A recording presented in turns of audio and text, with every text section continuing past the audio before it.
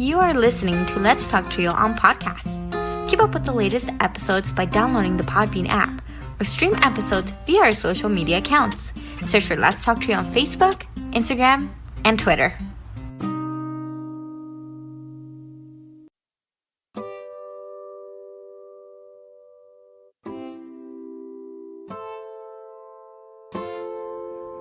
This podcast episode is brought to you by Lonsdale Publishing.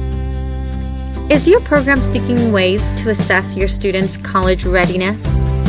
Does your program need a tool to document the effectiveness of your program? Lonsdale Publishing is excited to offer the Strategic Learning Assessment, a 20-minute online assessment that provides recommendations and strategies to improve academic performance across 11 learning areas: communication, critical thinking, effective learning strategies, focus and concentration, growth mindset, persistence, seeking help, sense of belonging, stress management, test preparation, and time management. For as little as $3 per student, the Strategic Learning Assessment identifies strengths and areas for growth, along with tailored recommendations for each learning area. Want a complimentary sample account for yourself and 5 students? Contact Lonsdale Publishing at 727-389-8026. Again, that number is 727-389-8026. Or visit our website for more information at www.lonsdale.com. That website again is www.lonsdale.com. Lonsdale Publishing, your partner in student success.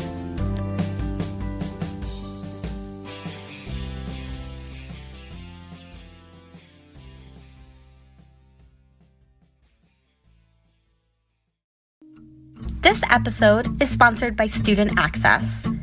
Student Access, the leader in Trio software. Student Access is an online database solution that allows Trio programs to track their students' information, connect with students by text messages, streamline the APR, and work from anywhere, all online, with automatic updates for changes from the Department of Education. Their technical support team includes former Trio staff and has over 50 years of combined experience working with Trio. Make it easier to focus on your priority, the students. For more information and to request a free demo, visit their website at www.studentaccess.com or call them toll-free at 1-800-801-1232. That website again is www.studentaccess.com or 1-800-801-1232. Be sure to share your favorite episodes on your social media by tapping that share button. This is a great way to support the podcast. Now here's your host, Juan Rivas. Thank you, Amelia, for that wonderful introduction. Hello, listener, and welcome to this episode of Let's Talk Trio. This is Season 7, Episode 19. I am your host, Juan Rivas. Before we begin, some community announcements. Trio Nation, be sure to call your congressional representatives to defend the TRIO programs. The Trump administration is seeking to eliminate the TRIO programs in their most recent proposed budget. Take action now by spreading the word and contacting your congressional representatives. Let them know that TRIO works. We included a link to find your congressional representatives in the podcast description. North Carolina Central University is hosting their annual Student Access and Success Conference in 2026. Click on the link located on the episode description to learn more. In today's episode, we have Reinalyn Echon, advisor for the TRIO Student Support Services Program at Idaho State University. Reinalyn is on the podcast to share her own life experience, navigating the college experience as a first-generation student, and finding her professional path in TRIO. Coming up in just a bit, Reinalyn Echon. A heartfelt thanks to our individual supporters, Angelica Villalpando, Rosario Riley, Dr. Ryan Barone, Dr. Jamie Motley, Dr. Jeff Laputi, Angelica Valdez, Felicia Rivera, Eric Lemaster, Jeff Calden, and Jaded Electronics. Thank you to our corporate sponsors, TrioJoblist.com, Nosotros Education Center, Longsdale Publishing, Student Access, and TheTrioStore.com, powered by Proforma. Visit www.thetriostore.com, your source for Trio graduation stoles. Thank you all so much for your continued support of this podcast. You too can be a sponsor of the podcast. Head on over to Patreon and search for Let's Talk Trio. Choose one of 4 patron levels. You can support this podcast for as little as $1 a month. If you own a business that serves the Trio community and want to sponsor the podcast, we have different sponsorship packages available. Contact us for details. Become a supporter with a one-time donation to the podcast business PayPal account. Our business handle is @Let'sTalkTrio. Your support helps lift Trio voices.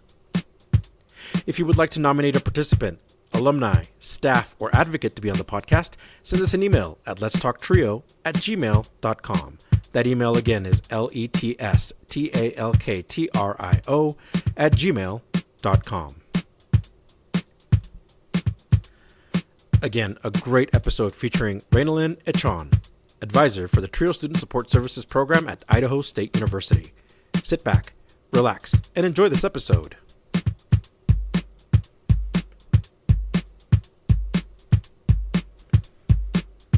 Hi, Trio Nation. My guest on the Let's Talk Trio podcast is an advisor for the Trio Student Support Services program at Idaho State University. She graduated from California State University in Fullerton with a bachelor's degree in psychology and obtained her master's in experimental psychology from Idaho State University. She enjoys working with first-generation students to achieve their maximum potential. When she is not busy at work, my guest enjoys Legos, archery, woodworking, and all things nerdy and nerd. I am honored to welcome to this podcast Reinalyn Echon. Nice to be here, Juan. I am so excited to have you on the podcast, Reinalyn. It's been something that we've been meaning to do. I think we were talking pre-show about, like, you were always at the top of my mind, and I kept forgetting to schedule you. Yeah, because we met in Colorado, like, what, Yes, 2022? Yeah, about 3 years ago. Yeah. Has it really been 3 years? It's been 3 years. So I keep saying it was like last summer. That's what it feels like. It really does. Because so when I asked, like, initially, we said, yeah, we should have you on the podcast soon. That was 3 years ago, and that's on me. Because, Yeah. I mean, soon, right? Like soon. I mean, it happened now. Time is a construct. So this is the exact reason why I'm excited to have you on this podcast. You have a lot of great experience, and I think the audience is going to enjoy just hearing from you. So again, thank you for agreeing to do this podcast session, even though our definition of soon is now. I mean, yeah. I mean, again, time is a construct. Nothing is real. Love talking about Trio. Right on. So how are things in Idaho? Idaho is good. It's pretty hot. It started getting weirdly muggy, which is unusual for us because we're a high desert. But yeah, otherwise, generally just kind of going. Okay. Now, when I think of Idaho, I typically think like potatoes, obviously, and a very dry climate. So it surprised me when you said muggy. And you all have very cold temperatures out there, right? Yeah, so not nearly as cold as Colorado. But yeah, we do get kind of cold. Luckily, we haven't had like a snowmageddon in a few years. So also you do get so those. Usually pretty mild. Gotcha. Yeah. I know that Idaho is a very underrated state, only because it's only known for potatoes or whatever, right? But what is something folks don't know about Idaho? What would you share with them? I'm going to keep going with the potato thing only because like there is a reason why the potatoes are famous for Idaho. And it's not Why just is that? because it's one of the largest crops that are grown. Technically, the largest crop grown in Idaho is sugar beets. Really? And then second largest is potatoes. But No we way. we export frozen potatoes more than anything else other than like electronics, weirdly enough. That is, But yeah. the reason, so like license plates, they have like a little slogan at the bottom, and Yeah, it's not typically they have, like, necessarily like the motto. Because like, what's Colorado's again? It's Oh shoot, we're the something state. Oh, I should know this. I'm from Yeah. Colorado. Hold Yeah. on. Colorado motto. What are we? Colorado motto. Because like the license plate isn't necessarily the motto. So like I know Florida's is actually uh The Sunshine Sunshine State? State. Yes. Yeah. Yes. So those like slogans of like touristy slogans are actually from Idaho. So What?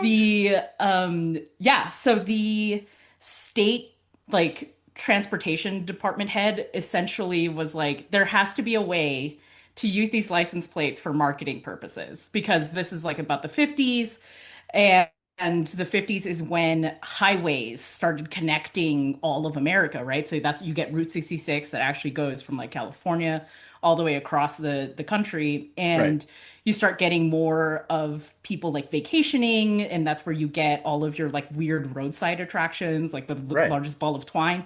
Oh yeah, And yeah, so to yeah. capitalize on this, the Idaho State Department head was like, there has to be a way for us to market to come to Idaho. And so Interesting. he put on the license plates famous potatoes because people were like Really? super into weird roadside things. And so Oh, he started putting interesting. famous potatoes on it. Other Uh-huh. states started kind of picking up, like, oh, this is also a good marketing strategy for tourism, and then started putting How? slogans. Yeah. Wow. So That Idaho is is why. well, thanks a lot, Idaho. I Yeah. mean, you brought us the And then slogans. I love we're that, never though. gonna get rid of the whole potato thing. Like it's That is not. permanently on the license plates. Well, I had to look it up. Ours is nothing without providence or deity. Don't know what that means Oh wow, exactly. that's really long I'm sure we have another one. for a license plate. That's so long. So Colorado, come to life is ours. Okay, there you go. There you go. That is it. Much shorter and Yes. easier to put on a license plate. There's so many. Oh my God, that's just interesting. I had to look it up, and there's a lot. You're right. They're very Uh-huh. short, very touristy. Yeah. Like come and see, Come like a and land see of us. Yeah. enchantment. Yep, yep. Exactly. Okay, this makes a lot of sense. Wow. Okay. Well, thanks a lot, Idaho. I mean, both thank. It's a really genuine thank you, and like, oh my gosh, I really didn't know that. That's awesome. Yeah, the original license plate that had the slogan also had a big potato that like surrounded the numbers and letters. Oh wow. So Yeah, so wow. you can look it up. Like gigantic potato plate. I love that we started with slogans of the states or the slogan of Idaho and really just kind of stayed there for a bit. So now we got to get to nerd out a little bit because so at the intro of the podcast we talked a little bit about your interest. So archery, you and I have the same common interest in archery. I love archery. Oh There's yeah. something soothing about that. Oh yeah, for Um, me it's meditative. Like oh yeah, I yeah. hate meditation because I cannot sit still long enough. So Mm, that's also how I like got into woodworking and so I do hand tool woodworking. So you're uh-huh. working with like an antique plane and you Mm, have to move everything yourself and it's the same repetitive motion and for me that's what archery is too.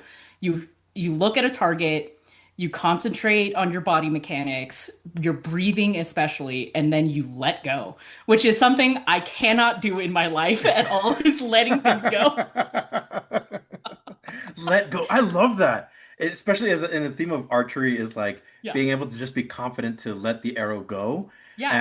That act itself like And must be freeing for you. oh yeah, no, absolutely. And I have a prior guest of yours to thank, Dr. James Pascali. So when we were both graduate students and both of us were ABD or all but dissertation. So we had finished classes, all we needed to do was finish our projects. We had hit that slump of oh, this project is never going to finish.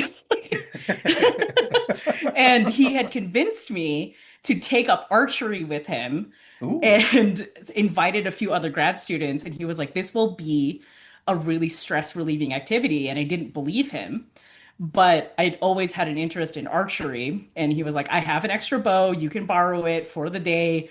There's this, well, I'll take you up to out in the backwoods That where sounds dangerous already. I know. He's like, just follow the signs. It will make no sense, but you're going to go up the hills, and then there's going to be an archery range. And so I followed him up there and did archery, really glommed onto it. And then he started making fun of me because I started turning into an RPG character where every single time he showed up at the archery range with me, I had a new bow or new like accoutrements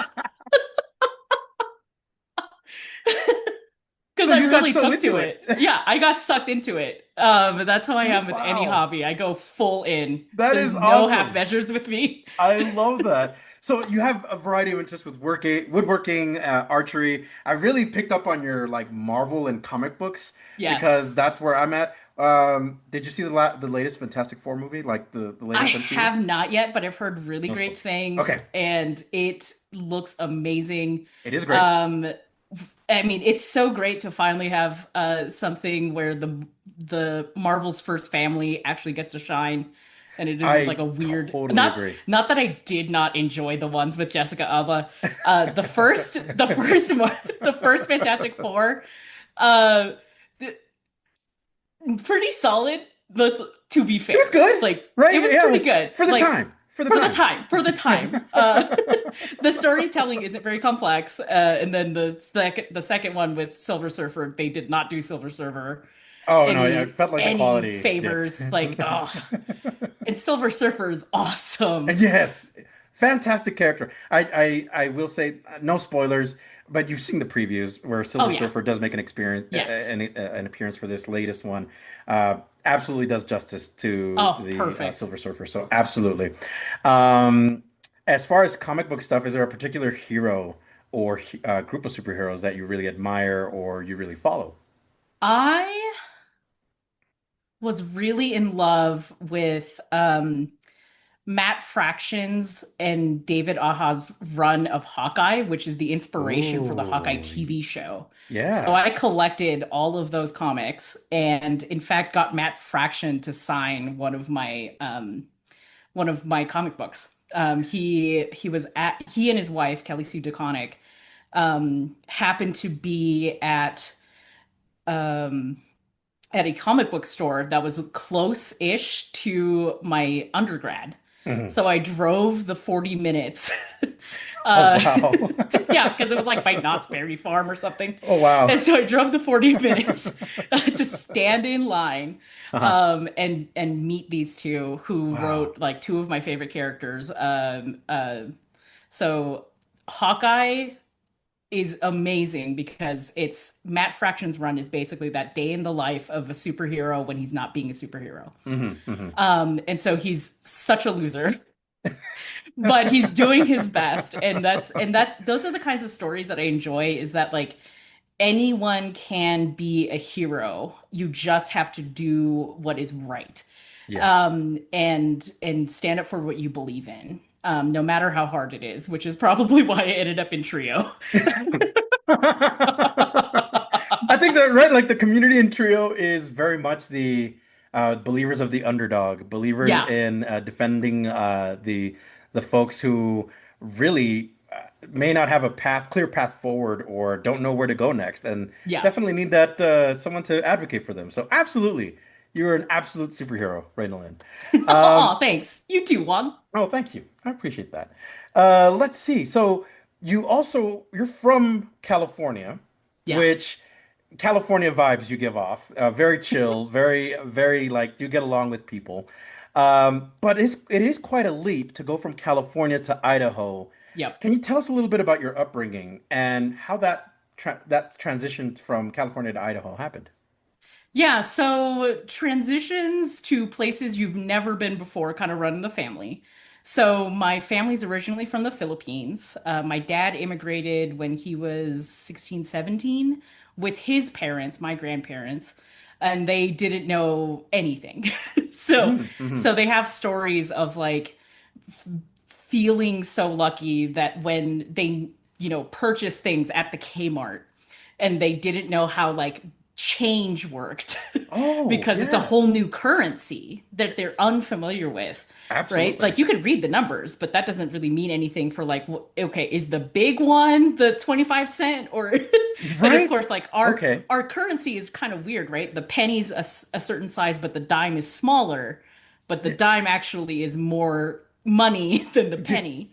You're adding layers to this like I never really thought about. It's Yeah. like so we have the currency in dollars and the hmm change, all Yeah. different sizes. So that could Yeah. definitely confuse a And so person. they didn't know any different, right? So they've told stories of going to the Kmart, just kind of putting money down and just hoping the cashier could figure it out and would tell them like, okay, you're a little Oh short on a no. couple of these, and Yeah. they'll just kind of like put the change in their hand and just kind of expect the cashier to figure it They're out like, hey, just because they get don't what you know. need from here.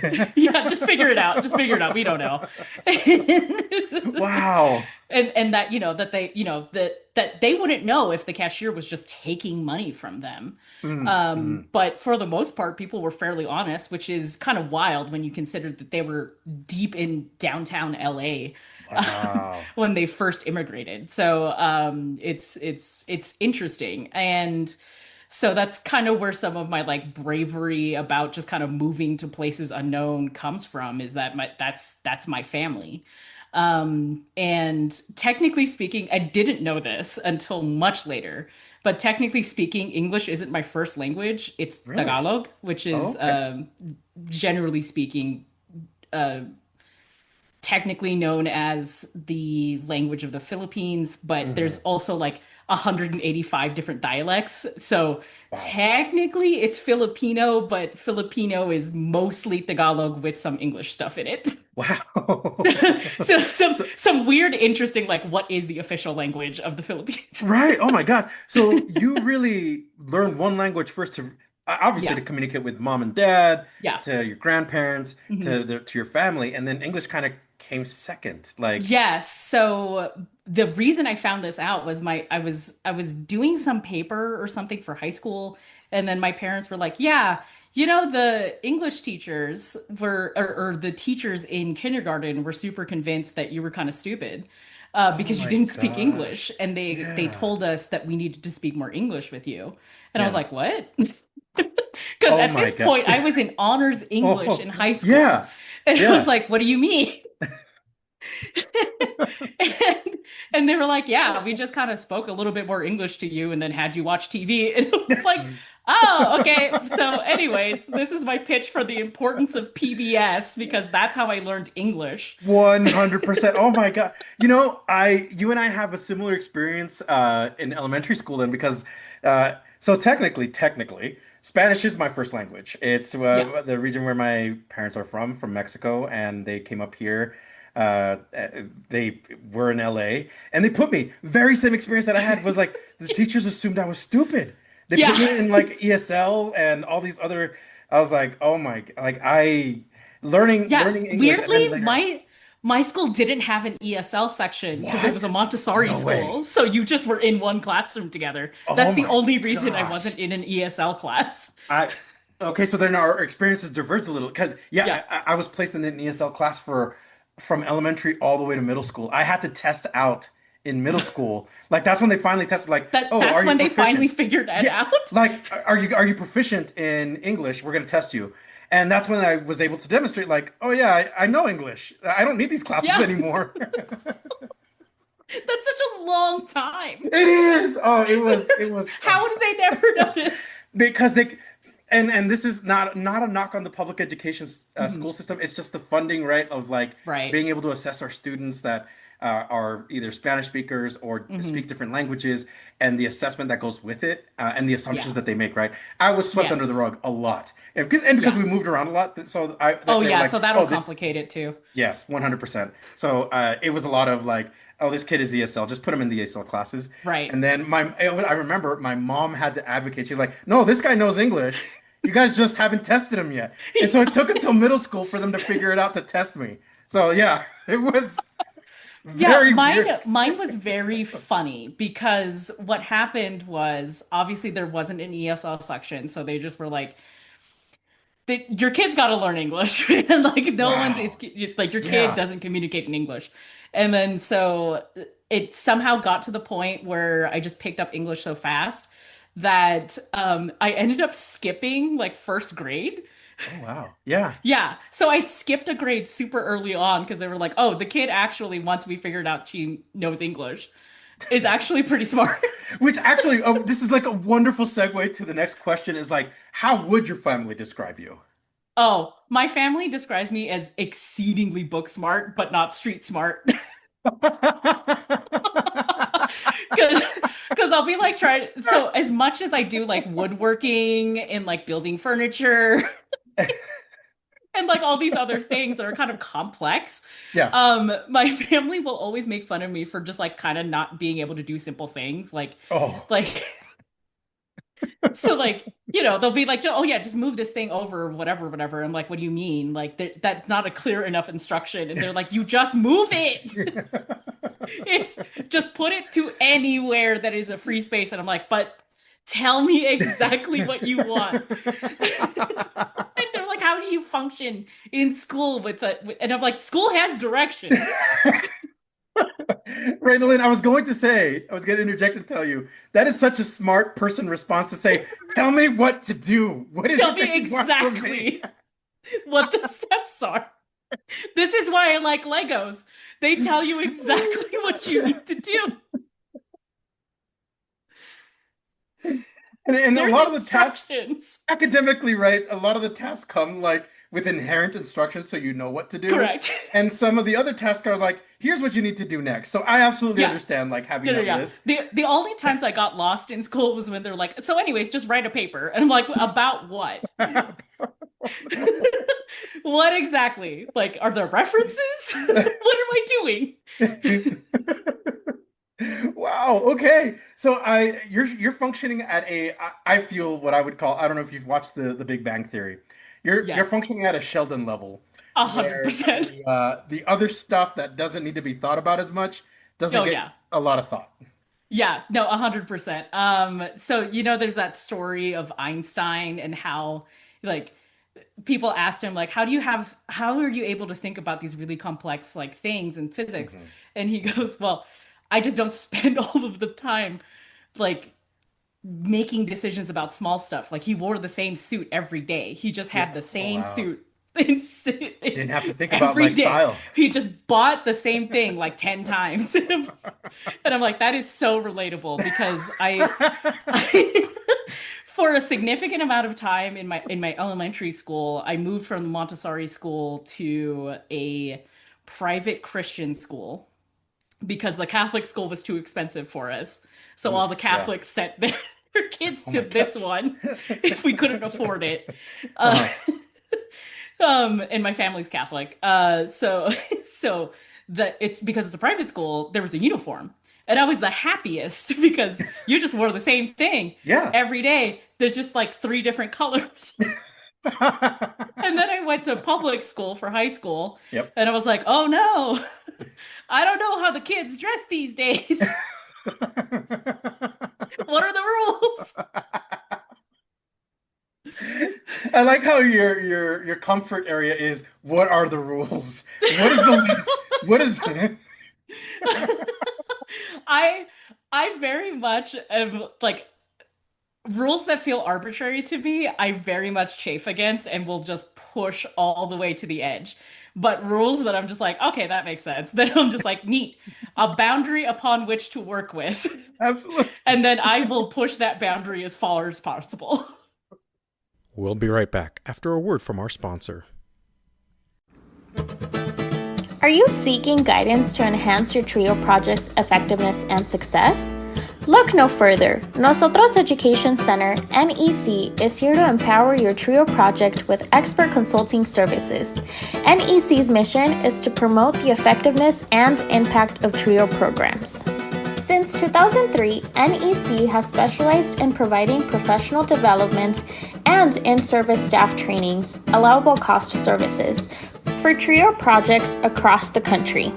The team at NEC, with over 60 years of combined TRIO experience, offers customized workshops and seminars for project staff, compliance assessments, external evaluations, working on and submitting APRs, database customization and training, development of policies and procedures manuals, and project implementation or reorganization services. Additionally, NEC has secured over $774 million in federal funding with a 92% success rate through their live and on-demand proposal workshops, assistance with data collection and review, detailed technical reviews, and comprehensive proposal development services. Join the hundreds of colleges, agencies, and TRIO projects across the country who benefited from NEC's expertise. Nosotros Education Center, your partner in TRIO's project success. Visit their website at nosotros.edu.org. Again, that's nosotrosedu.org.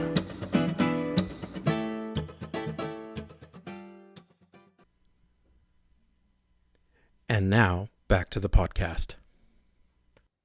That is awesome. So now I'm really looking forward to this question because it's almost an arbitrary question that you asked. Like, okay, my childhood experience was like, mom and dad would typically ask us every year, like, so what do you want to be when you grow up? As we were aging, we didn't have like a real frame of reference.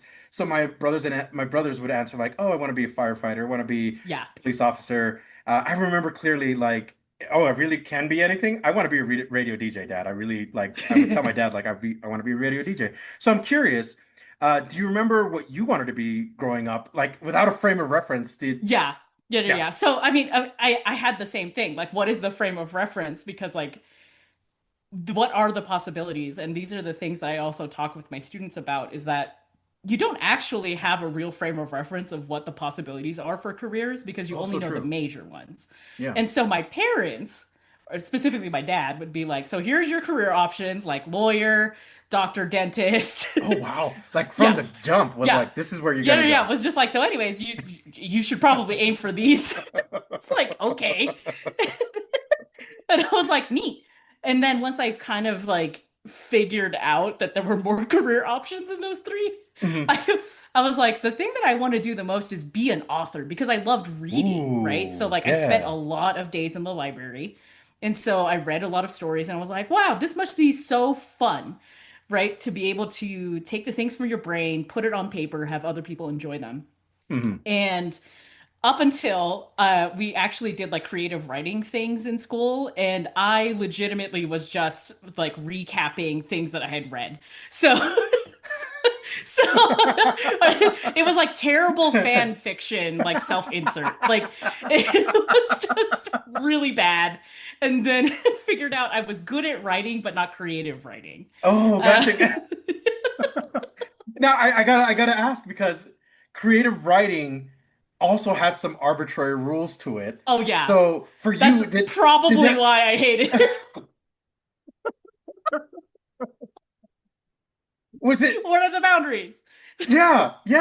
Okay, that makes and that's putting the picture into focus for me in your early upbringing because I could see you like getting frustrated or even feeling confident that you're like, I did a good thing. Oh yeah. And then feeling later on like, oh no, this is not what I intended to do. Yeah, I do a lot of things in life with a lot of like unearned confidence, which is also something I get from my family. Which again, like the boldness of moving to a new country, not knowing anything, like, yeah, you're gonna just have a trait of unearned confidence. So now I'm really gonna have us reflect on your early childhood because I'm curious, like, what do you remember most about your early education? How would you describe going through elementary and middle school for you? Yeah, elementary and middle school was a lot of like trying to figure things out because I definitely prided myself on my intelligence because I had gotten rewarded enough times for like being the smart kid in class and I was always in silent competition with the other kids in class to get the highest grade. And sometimes it wasn't silent because we were just straight up like comparing tests. And the thing was, this is the unearned confidence. I was always in these competitions in my own head or actually, but I was never the one who had the top score. But I kept doing it. I just kept being like, this is going to be the day. This is going to be the day that I'm going to get the highest grade. And then that's still the mentality that I had up until like college. Wow. This is going to be the day that I'm going to have the top grade. Never did. I would get high scores, yes, but I would Yeah. never have the top grade. But for some Wow. reason, that just never slapped me in the face up until graduate school when I was like, why am I doing this? I think you do a lot of growing during graduate school. You do a lot of self-analysis, right? I'm Yes. like, why do I do this? Why am I like this? And then the other main thing that I remember from middle school was I was part no, I was not very popular in school. Weird. I refuse to believe that, but okay. So it was literally me and my best friend in middle school. We called ourselves the losers. Aw.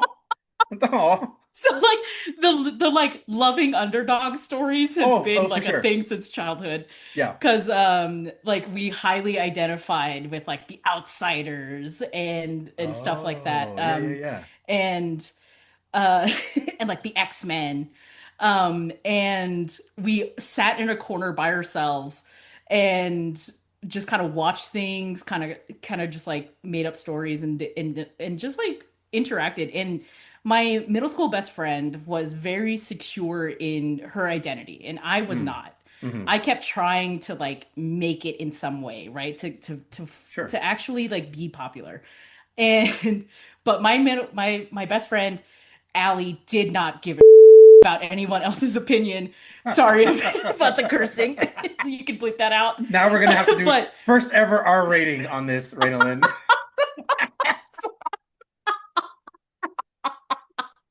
but Allie did not care at all what anyone else's opinion of her was. She was gonna like the things that she liked. And that's it. Mhm. And that was so formative for me. Because this is where the nerddom comes from.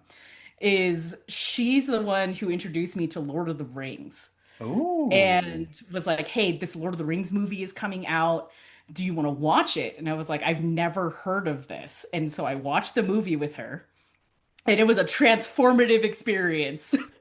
I was like, Yeah. "This is amazing. Like nerd stuff is cool." And then we fast forward to like all I do now and talk about is Dungeons and Dragons and board games and the like sci-fi lore. That is awesome. I honestly, you sound like a ton of fun. I'd be like, oh, just nerding out with you. That'd be Oh yeah, I'm awesome. a ton of fun now that I like have accepted the nerddom, which I didn't really get comfortable with until probably junior year of high school. Mm, Yeah, from middle school on, I was still trying to figure it out, yeah, and especially like moving to a new school in high school, trying to like recreate myself, and it was all facades up until I finally accepted it. gotcha. Speaking of high school, can you talk about that transition into high school and what do you remember most about this time? Yeah, so my parents moved. I make it sound like it was just my parents. My my my parents and I, as a function of being a child, also moved to a Right. different city, Uh-huh. my seventh grade. And there was a lot of talk of putting me into the public school of the new city that we moved to. Hmm. And I was super upset by this because my school went up to eighth grade. And I was like, I'm gonna miss the eighth grade trip where you go to DC and all my friends and blah blah blah blah blah. I was like, I'm super upset by this. And luckily, my parents were like, all right, well, think about your feelings, but you're kind of right. Like, why would we move you from this school when you're gonna graduate and then have to start over at a new high school anyways? Mm. So Hmm. so they're like, sure, you can finish out school and we'll continue paying for this private school for another year and pay for the DC trip so you actually get to go on a field trip instead of like stay at school while everyone else is having fun Yeah. like you've done for the last like 8 years. Oh, Because you also can't yeah. skip school. Right. Right. And so Um, moving to high school though, that also meant that that first day of high school, I knew nobody.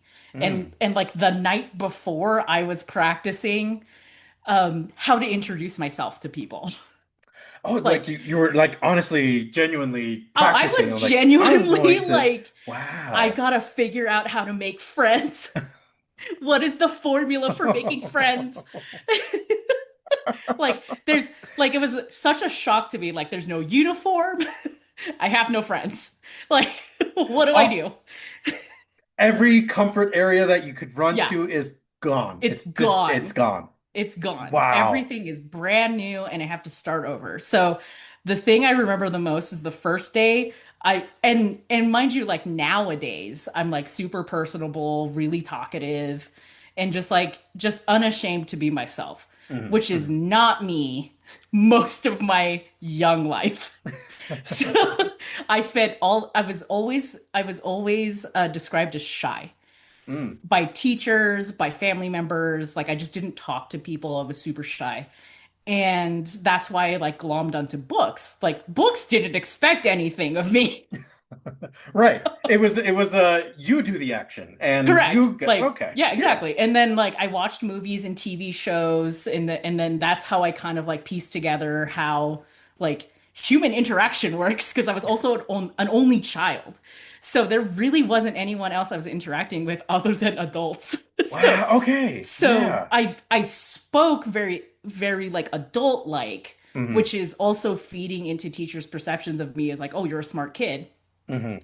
And I was super bookish. Hmm.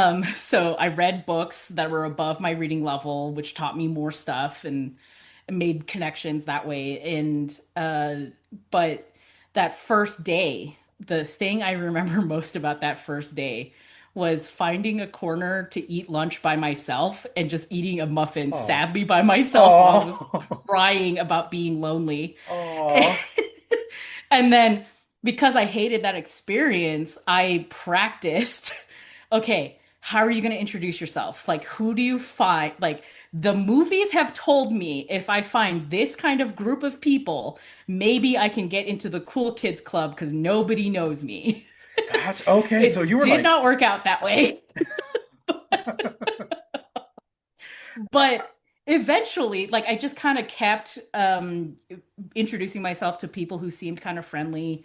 And then some of those friend groups, I was like, oh, I made a mistake. Oh no. was it like a realization of like this doesn't gel? Oh, 100%, almost immediately. That Okay, I didn't okay, know how to back fair, out of it because I fair. didn't practice that. I was like, oh no, I never conceptualized failure because of the unearned confidence. This wasn't in my formula. And eventually, after just like spending lunches with different groups of friends and different groups of people, trying like essentially trying to figure out like who are the people I want to be with. Because Mhm, there's the people I want to be with for like cool kid points, but then there's also the people that I actually would get along with, right? And I mhm. started realizing that first year of high school that these are two different things. And um and that's kind of what led to my growth of like I just gotta accept who I am and that I'm going to be interested in English literature and that I'm going to be interested in history. And it doesn't matter that students don't necessarily find those fun, but I do. Mhm. Because eventually I found a group of friends who had kind of similar-ish life experiences. Some of them were Filipino, which is like, you know, I don't really run into a lot of those, even though we're in California. Uh, like, and I'm like, oh wow, and also Filipino in that like first generation sense, right? Mm, Their parents had immigrated, they're kind of getting acculturized with America, and but they still have like a foot in both spaces. And I mhm, didn't learn until later that that's why it feels so weird. You have a foot in both spots, like the old culture and the new culture, and where do you belong? Because neither culture accepts you fully as their own, right? I mhm, go to the mhm, Philippines, I'm too American. In America, I'm too Filipino, right? mm, So where do you belong? And so finding a group of friends, regardless of whatever background they were from, because there's a lot were Filipino and then Malaysian, and but all of us had that like we have a foot in both cultures, and how do we navigate that? And Wow. we didn't know how to articulate that as high school students, obviously. But talking about like, oh yeah, my parents are weird because I do this, and I just really wish they would just like let me have a hamburger for lunch. Like, Mhm. you know, Like, why are they so averse to American food? I don't get it. yeah, it's so weird. And then, of course, now as an adult, it's like, oh, because flavor. My That's why. parents liked flavor. Couldn't have said it better myself. You learn later And in life. yeah, exactly. And that's really the biggest thing that happened to me in high school was learning to accept myself. And it Wow. didn't really hit me until like junior, senior year, when I started. So, every class you got to do the icebreaker activity of introduce yourself, fun fact, right? Oh gosh, yeah. So I'd introduce myself, be like, "Hi, I'm Reinalyn, and my fun fact is I'm a huge nerd." And once I started doing that, like that's when it started clicking for me. Not only Mhm. did I accept my identity as a huge nerd, because I read Star Wars books every day. Wow. I I'm Like, honestly admiring that because like I'm only familiar with the films, but not the books. Like there's so much oh, lore in the oh, books. there's so much more in the pre-Disney canon. So the Legends Mm. canon is the thing Hmm. that lives in my brain rent free. And I like Maurice got to hear a whole set of things for like an hour because he asked me one thing about Star Wars. This is slowly becoming like a nerd podcast, A Raylan. I'm hundred just percent. A just kidding. hundred percent. I will turn anything into a nerd podcast. It's like the Midas touch, but for nerddom. So I'm gonna have to have you on my other podcast, the Fifth Dimension podcast, where we're just nerd about a lot of things. Oh, So oh, we need to have you on at some point absolutely. Block off the in three weekend. years. No, but for real, uh, I love that you're like very passionate about learning and absorbing, Mhm. and being very the thing that stuck out to me was like you accepting who you are, Yeah. and that happened during the high school. You said during the junior year. Mhm. Did that leave you room to participate in other things outside of history, outside of Mhm. reading, outside of all those things? Did it give you an opportunity to engage in high school activities? I did a few things. Try to remember exactly what it was. A lot of the things that I did were like advanced English classes. Ah. And then I was also in like German club because I decided to take German in high school instead of like any of the more common languages because I wanted to take I've always been a weird kid and uh I'm like, what's the weirdest thing I could take? Is basically always the thought process for me of like what would be the funniest thing. Um and I didn't realize how much of a class clown I was until grad school. But I've always had that thought process of like, okay, what is the strangest thing I can find? I want to try that. And so did I learn a lot of German? Not necessarily, but I did take a lot of German classes. Languages are not very strong for me.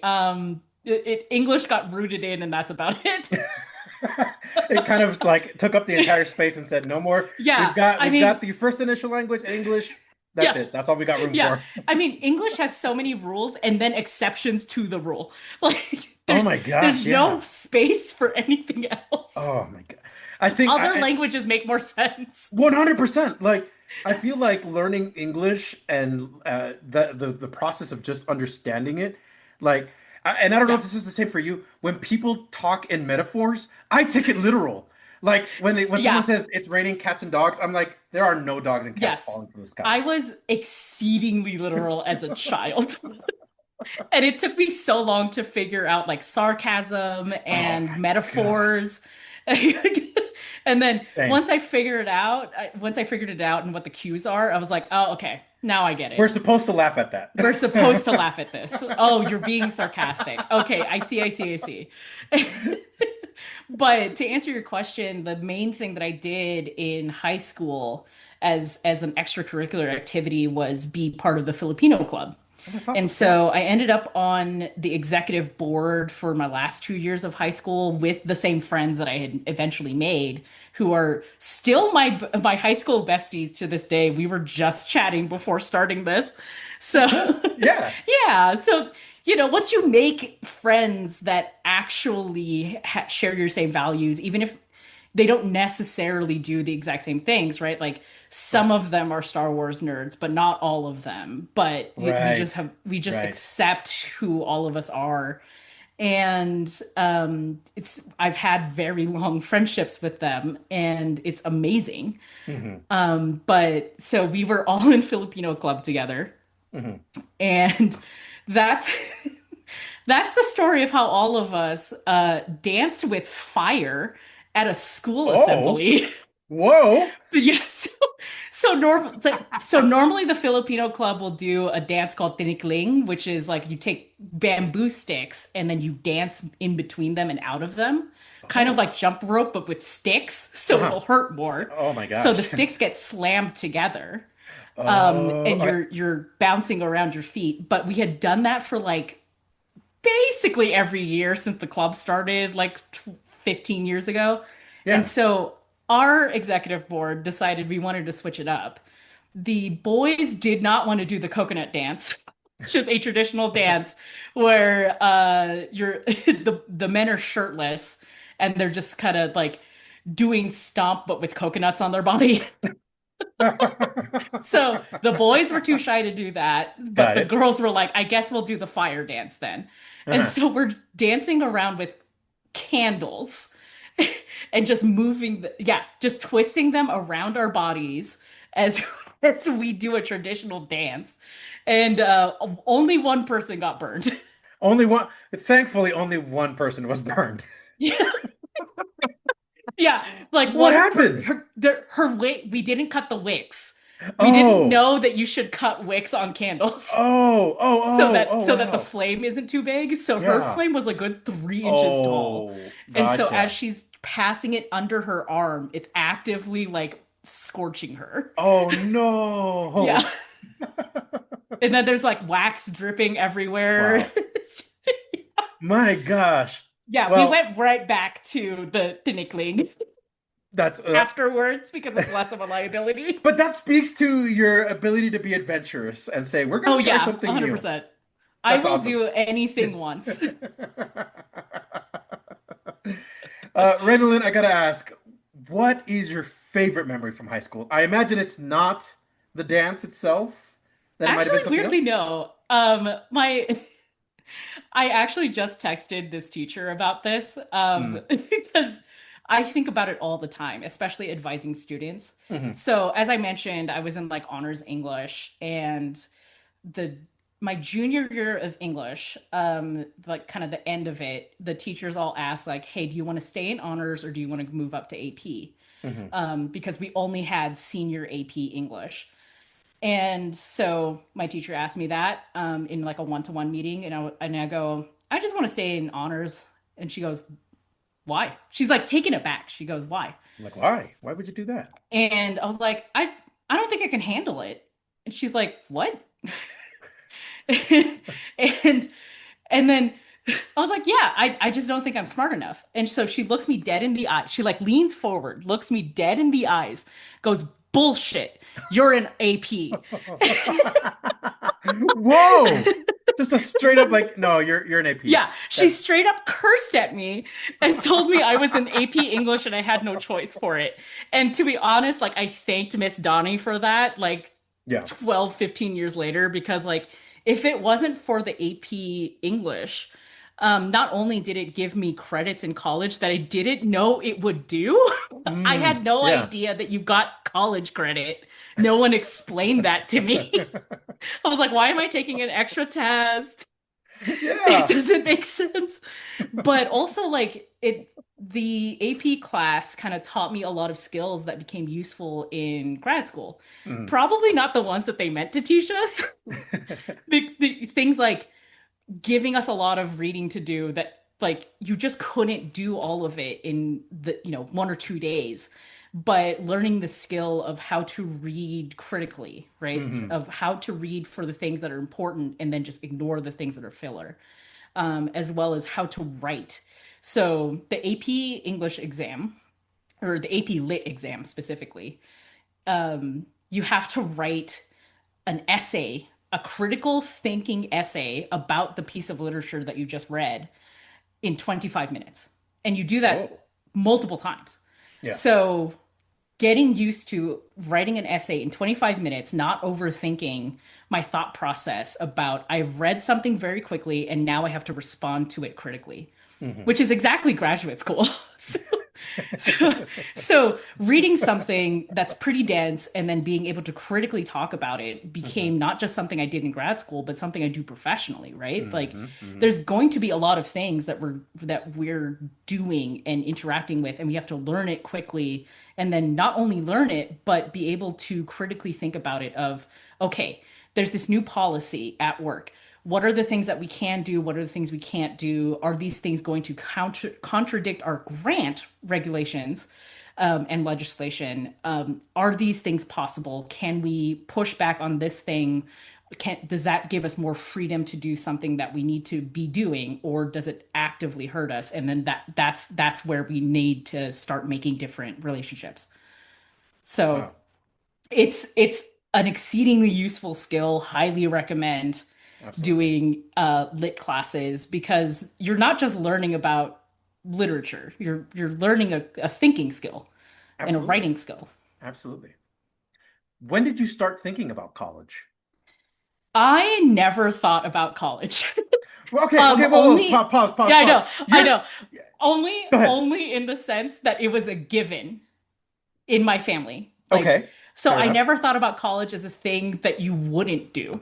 So it was always An part of the plan. expectation. Like Yeah, it was always an yeah. Oh, expectation in wow. my Oh, wow. family. It was Yeah. never a question, which is funny, because now that I've like talked to my parents as an adult, like, what is your education, right? Like my grandparents, my grandpa, I think both grandpas, um, didn't really finish grade school. Hmm. Actually, Hmm. no. My grandfather on my father's side got up to eighth grade and then he quit. My grandma quit at about first grade in the Philippines because she had to take care of her siblings because she's one of the older siblings. And at the time, they had been orphaned, and so she's taking care of all of the siblings, trying to get them through school as one of the older siblings, right? So Hmm. of her family, of her siblings, only one of them went to college in the Philippines Hmm. because they put all of their money towards this one child.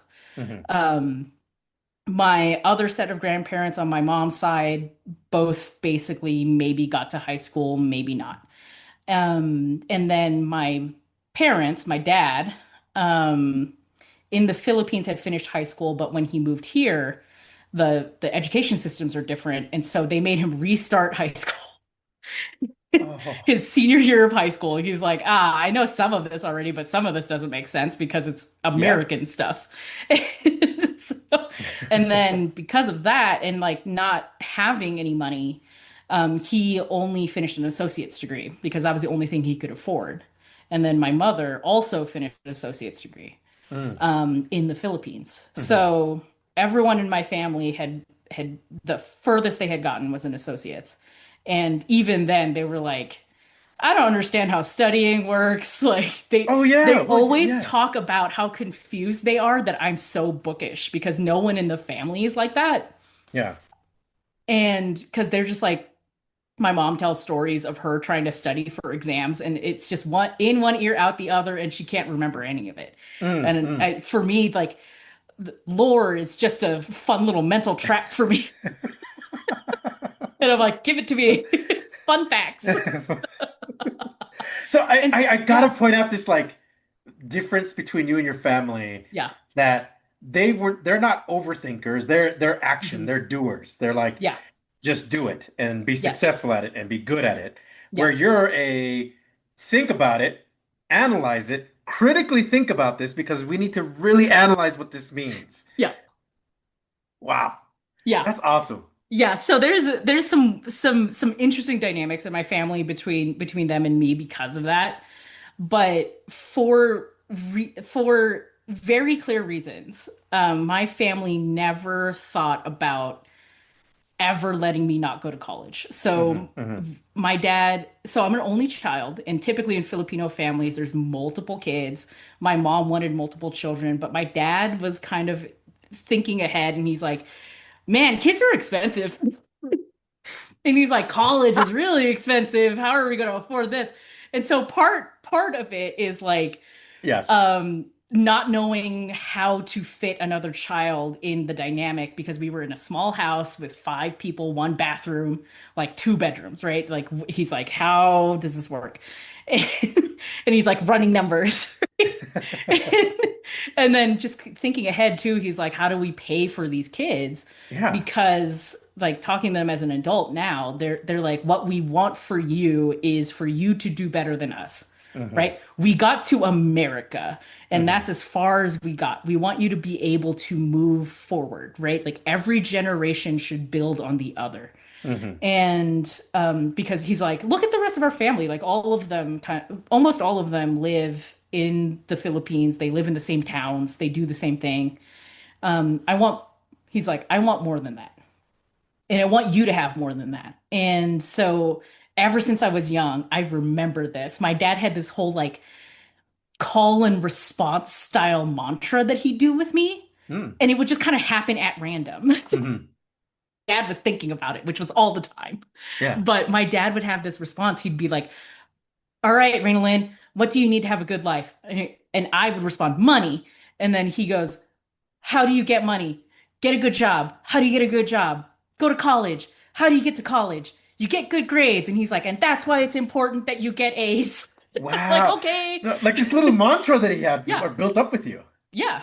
Wow. And I had been doing it since I was like, I would say 6, all the way onwards. So like my dad sat me down and was like, so you see how our family is, right? The only way we have this house is because we worked hard. But I don't want you to have to work crazy hours and do this, right? Because like everyone in my family living in that household, right? My parents and my dad's parents, everyone except for my dad worked in a produce company in LA. And some of them worked like grave shift hours and like did some backbreaking work, like hauling crates everywhere. And doing stuff. Only my mom and dad worked in an office. My mom worked at a produce company in an office doing accounts payable. My dad worked at the LA County Courthouse as a clerk. His whole life, he worked as a clerk. Ever since he was 16, that's how he was trying to pay for school.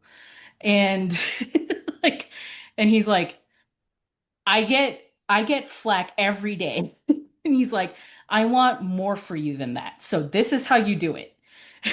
Like the things that we have in our life, in our family right now is because we have the money to afford these things, right? If we didn't have the money to pay for stuff for emergencies, then we'd be screwed. And this is like a wild thing to have a conversation with like a 12-year-old. Oh my God, But, yes. but I mean, that's kind of like growing up in poverty, right? Like my parents, my entire family had grown up in poverty in the Philippines, and my grandma was selling tomatoes because they were orphaned and they were poor her whole life, which is why she is the way she was. And then I didn't find out until I was visiting her in the Philippines maybe like 10 years ago that, and I never put it together, that when she was a child, she was born in the 30s or something. So like when she was a child, some of her most formative memories is the Japanese occupation of the Philippines during World War II. And she was suddenly telling this story out of nowhere, of like, oh hey, yeah, this situation reminds me of the time that we were running through the jungle without light, so that the Japanese couldn't find us. Oh, Like our whole village had to evacuate and we're just escaping for weeks on end, living in the jungle. And I'm like, oh my God, how did I never know this? yeah, And intense. it's so a lot of that like poverty mentality and that Hmm. like Hmm. the things that we own right now could get taken away from us at any point because of things, right? Like that's why my dad has this like, you have to do this. These are the steps to success in America. And my dad's like, I couldn't do it myself because I wasn't smart enough and I didn't have enough money to actually go to college Hmm. because I had to take care of, your grandparents, right? Like I'm the only one who can translate in English the things that they need to do at work. So my Hmm. dad had to be available at any moment to translate. Hmm. And that's not to say that I didn't do any of that as well, right? Because my parents were working in LA. So when my grandparents had medical appointments, I was translating as like a 10-year-old. Hmm. So, so just growing up like that, having one foot in one door and then one foot in another, right? Like that's where a lot of this is coming from and why I'm so passionate about the work I do in Trio. That's awesome. Wow. Just hearing your story, like the journey that you've taken up to this point that we're doing Mhm, this reflection is just like outstanding and amazing. And yes, like you would think a person with the background that they're given with when they're first generation limited income, that they don't have that many steps to get to college, but you have encouraging parents who are mhm. going, you're going to be there and we're going to support Yeah. you in every way that we can. And your dad, I love the mantra that he's repeating with you, like Mhm. success, this is how it looks like. And he Yeah. was really shaping it for you. Yeah. And so that's why like I never thought about college. I thought that was just the thing everyone did. Yeah. Wow. Wow.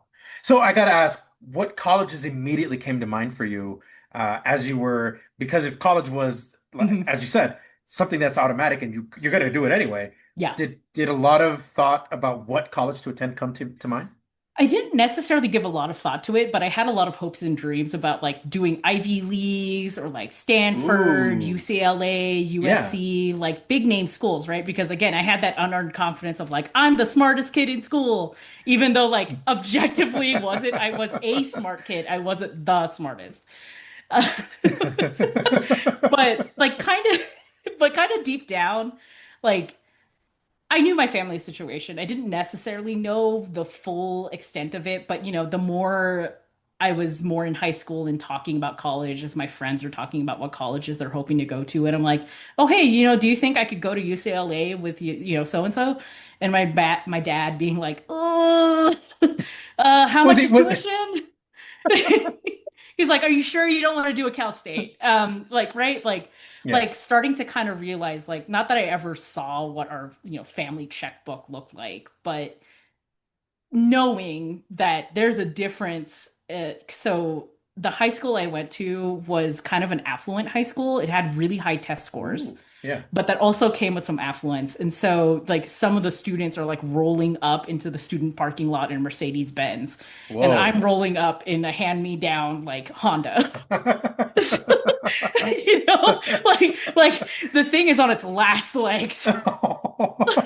It, like it had, I don't know if you remember this, but do you remember cars that had the automatic seatbelts?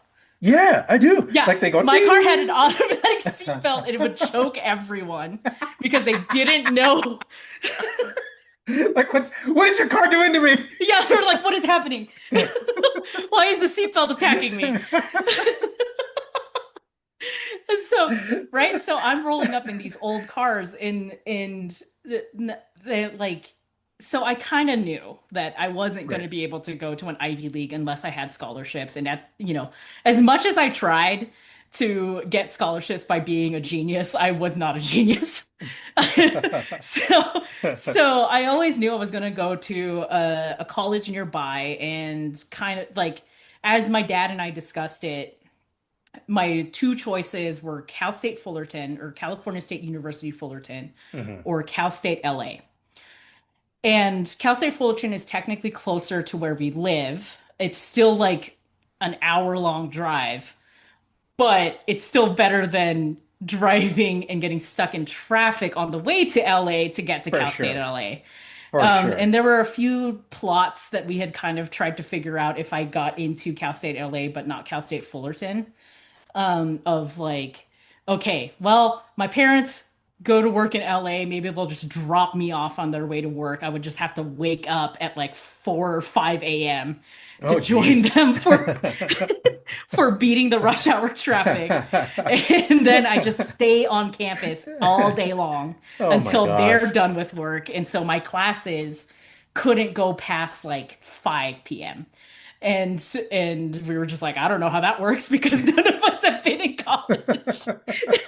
So we're like, my dad's asking me on the campus tour, like, Oh my do you gosh. think the classes end before 5? I'm like, I don't know. I didn't know you could choose your own classes in college. It's not like high school where you Yeah. just are done at a Yeah. certain point. Where's the bell? Oh my gosh. So your parents also had a lot of questions about the next Oh, steps so of college. many. Oh, so many. So Oh many my God. questions. It was just the blind leading the blind when we started doing the FAFSA. It's like, Dad, what's an asset? And he's like, I don't know. What it's an asset? Like, You tell I me. don't know. You tell me. Is it on the taxes? I'll share with you, Reinalyn. So I was fortunate enough to be in the Trio Per Bound program. My parents, when it came to the FAFSA, like that's when they unloaded all the questions to the director. They're like, "So why do I have to provide my IRS Right. tax forms?" But before all that, they just trusted the director to like, "You know what you're doing. We give him to you, and you guide him to college because Correct. this is too Yeah. overwhelming." And I remember my mom going, "Yeah, because this is too much. I'm not gonna remember any of this." So I'm right there Yeah, with my you. dad's my dad's whole plot was like, "Oh, hey, the housing crisis has happened. I think we can move our entire family to a better school district." Yeah. Because the whole reason they were paying for private school, even though it was like stretching the budget, Hmm. was because the public school of the city that we were in was kind of well known for like fights breaking out on a daily basis. Oh. And Oh my like my gosh. dad felt it was unsafe. Hmm. And so that's why he paid the money for private school. Like he asked his friends, who were also kind of in towns next to us of like, hey, where do you send your kid? Like, does this feel safe? Is this a good education? That kind of thing. And so, my dad, when he saw an opportunity to go to a better school district, was like, all right, we'll move the house and it's perfectly on the edge of the school district. And so he's like, "Oh, look, it just so lucked out that that's where your high school is." Everything worked out. It's in the high school that I see in the like he literally told me this. He's like, "I've seen this high school in the newspapers for having high SAT scores." Oh, wow. And he's like, "This must be how to get to college." He just figured that's the best step. Yeah, pretty much. Pretty much. So I gotta ask, now that you've been exposed to the college, you've gone to campus tours, was there a particular college that topped your list? To be honest, no, because I always had my heart kind of set on a college with prestige. And so I did apply for Okay. UCLA, and my dad straight up asked me, "How are we going to pay for that?" And I was like, "Hopefully scholarships." Not that I understood how to get one. But but UCLA gave me the biggest package to Oh, tell me that I wow. didn't get in. Oh, you Like, had me going for a why? second. Why was the envelope so thick? That's my look. At least in high school, I understood like big packages meant good news, Yeah, and the slim package meant like that's your rejection letter, right? yeah. But Cal State Fullerton gave me an early acceptance. Oh, good. Yeah. And it was just a regular envelope that was like, "Hey, good job. Your GPA is high enough. Please come to us." And Oh my gosh. I was like, "Okay, neat." So now that Because I you've gotten also right. didn't understand how like college admissions worked. Mhm. We were just kind of told by our teachers, like, "Hey, applications are open. You should apply now." And I'm like, "Okay." Yeah, And I'm yeah. only following along with what my friends are doing because some of my friends had like siblings. If they were first gen, they had siblings that were older who went through it already. Or they were not first gen students. So I just kind of followed along what people were doing and just being like, hey dad, do you have like $25 so I could pay for the admission fee? Right.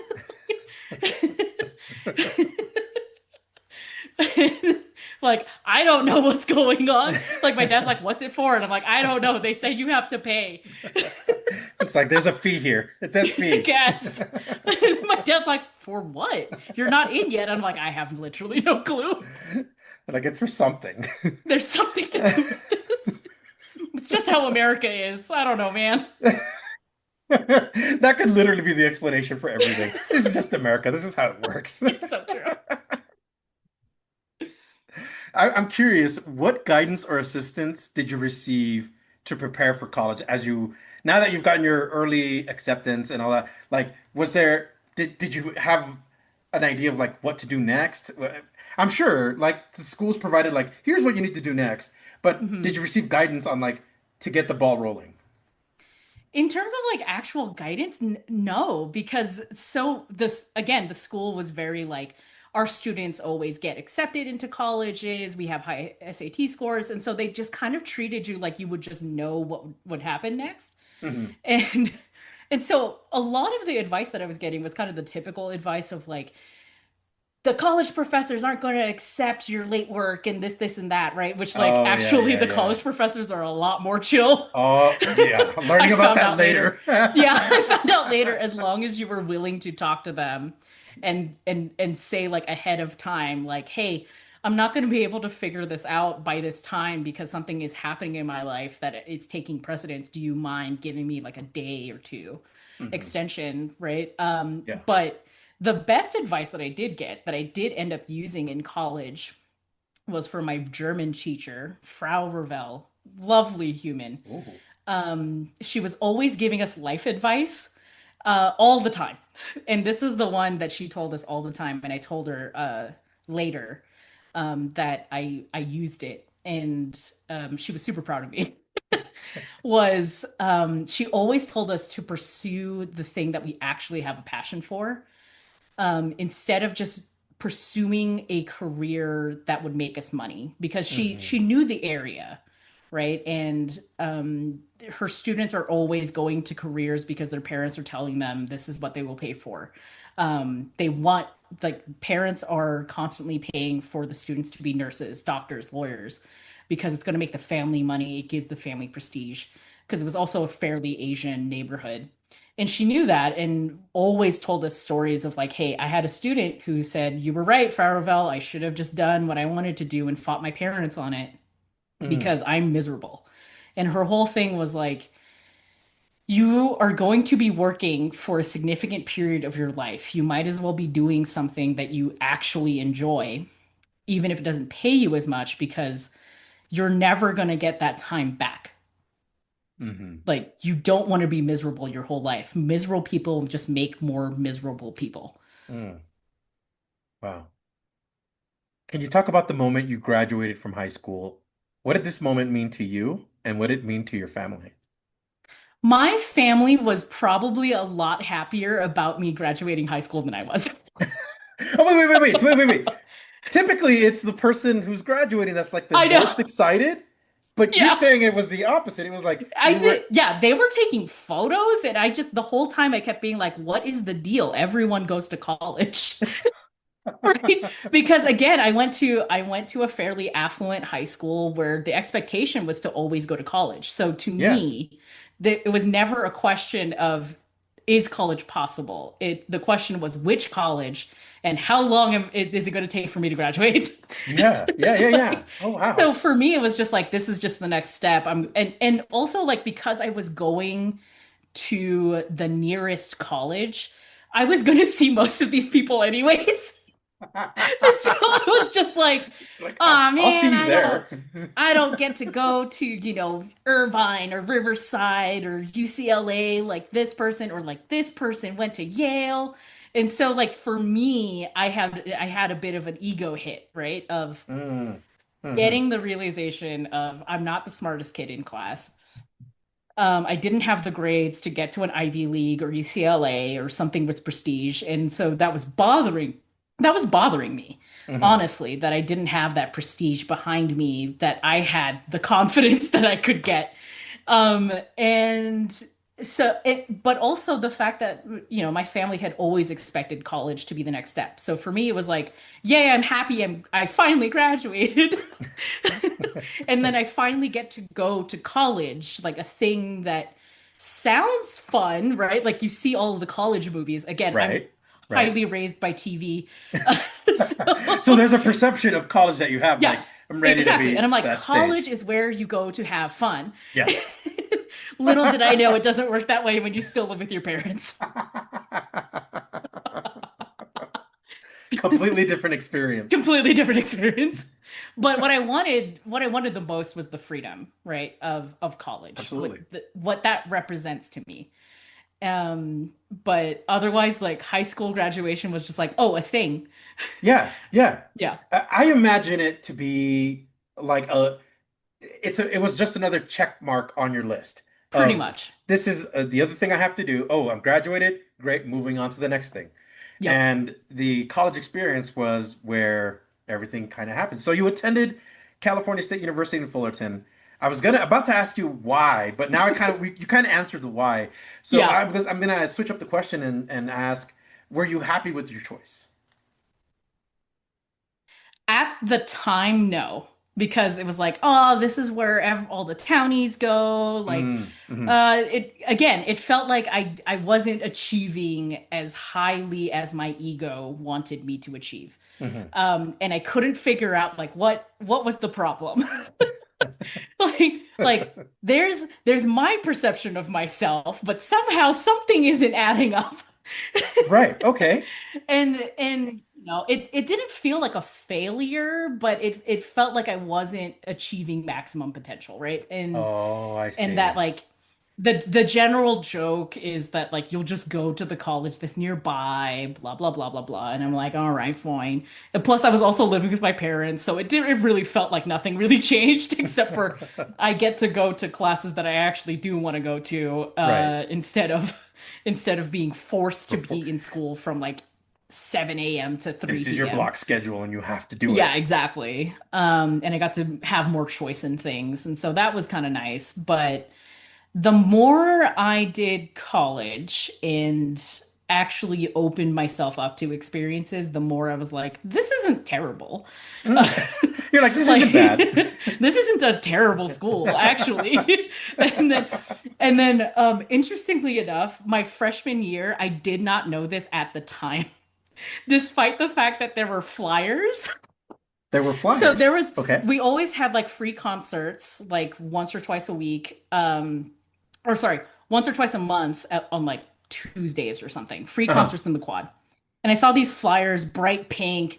It said like "No Doubt" playing on the quad, and I was like, "Wow, that cover band is stunningly like No Doubt."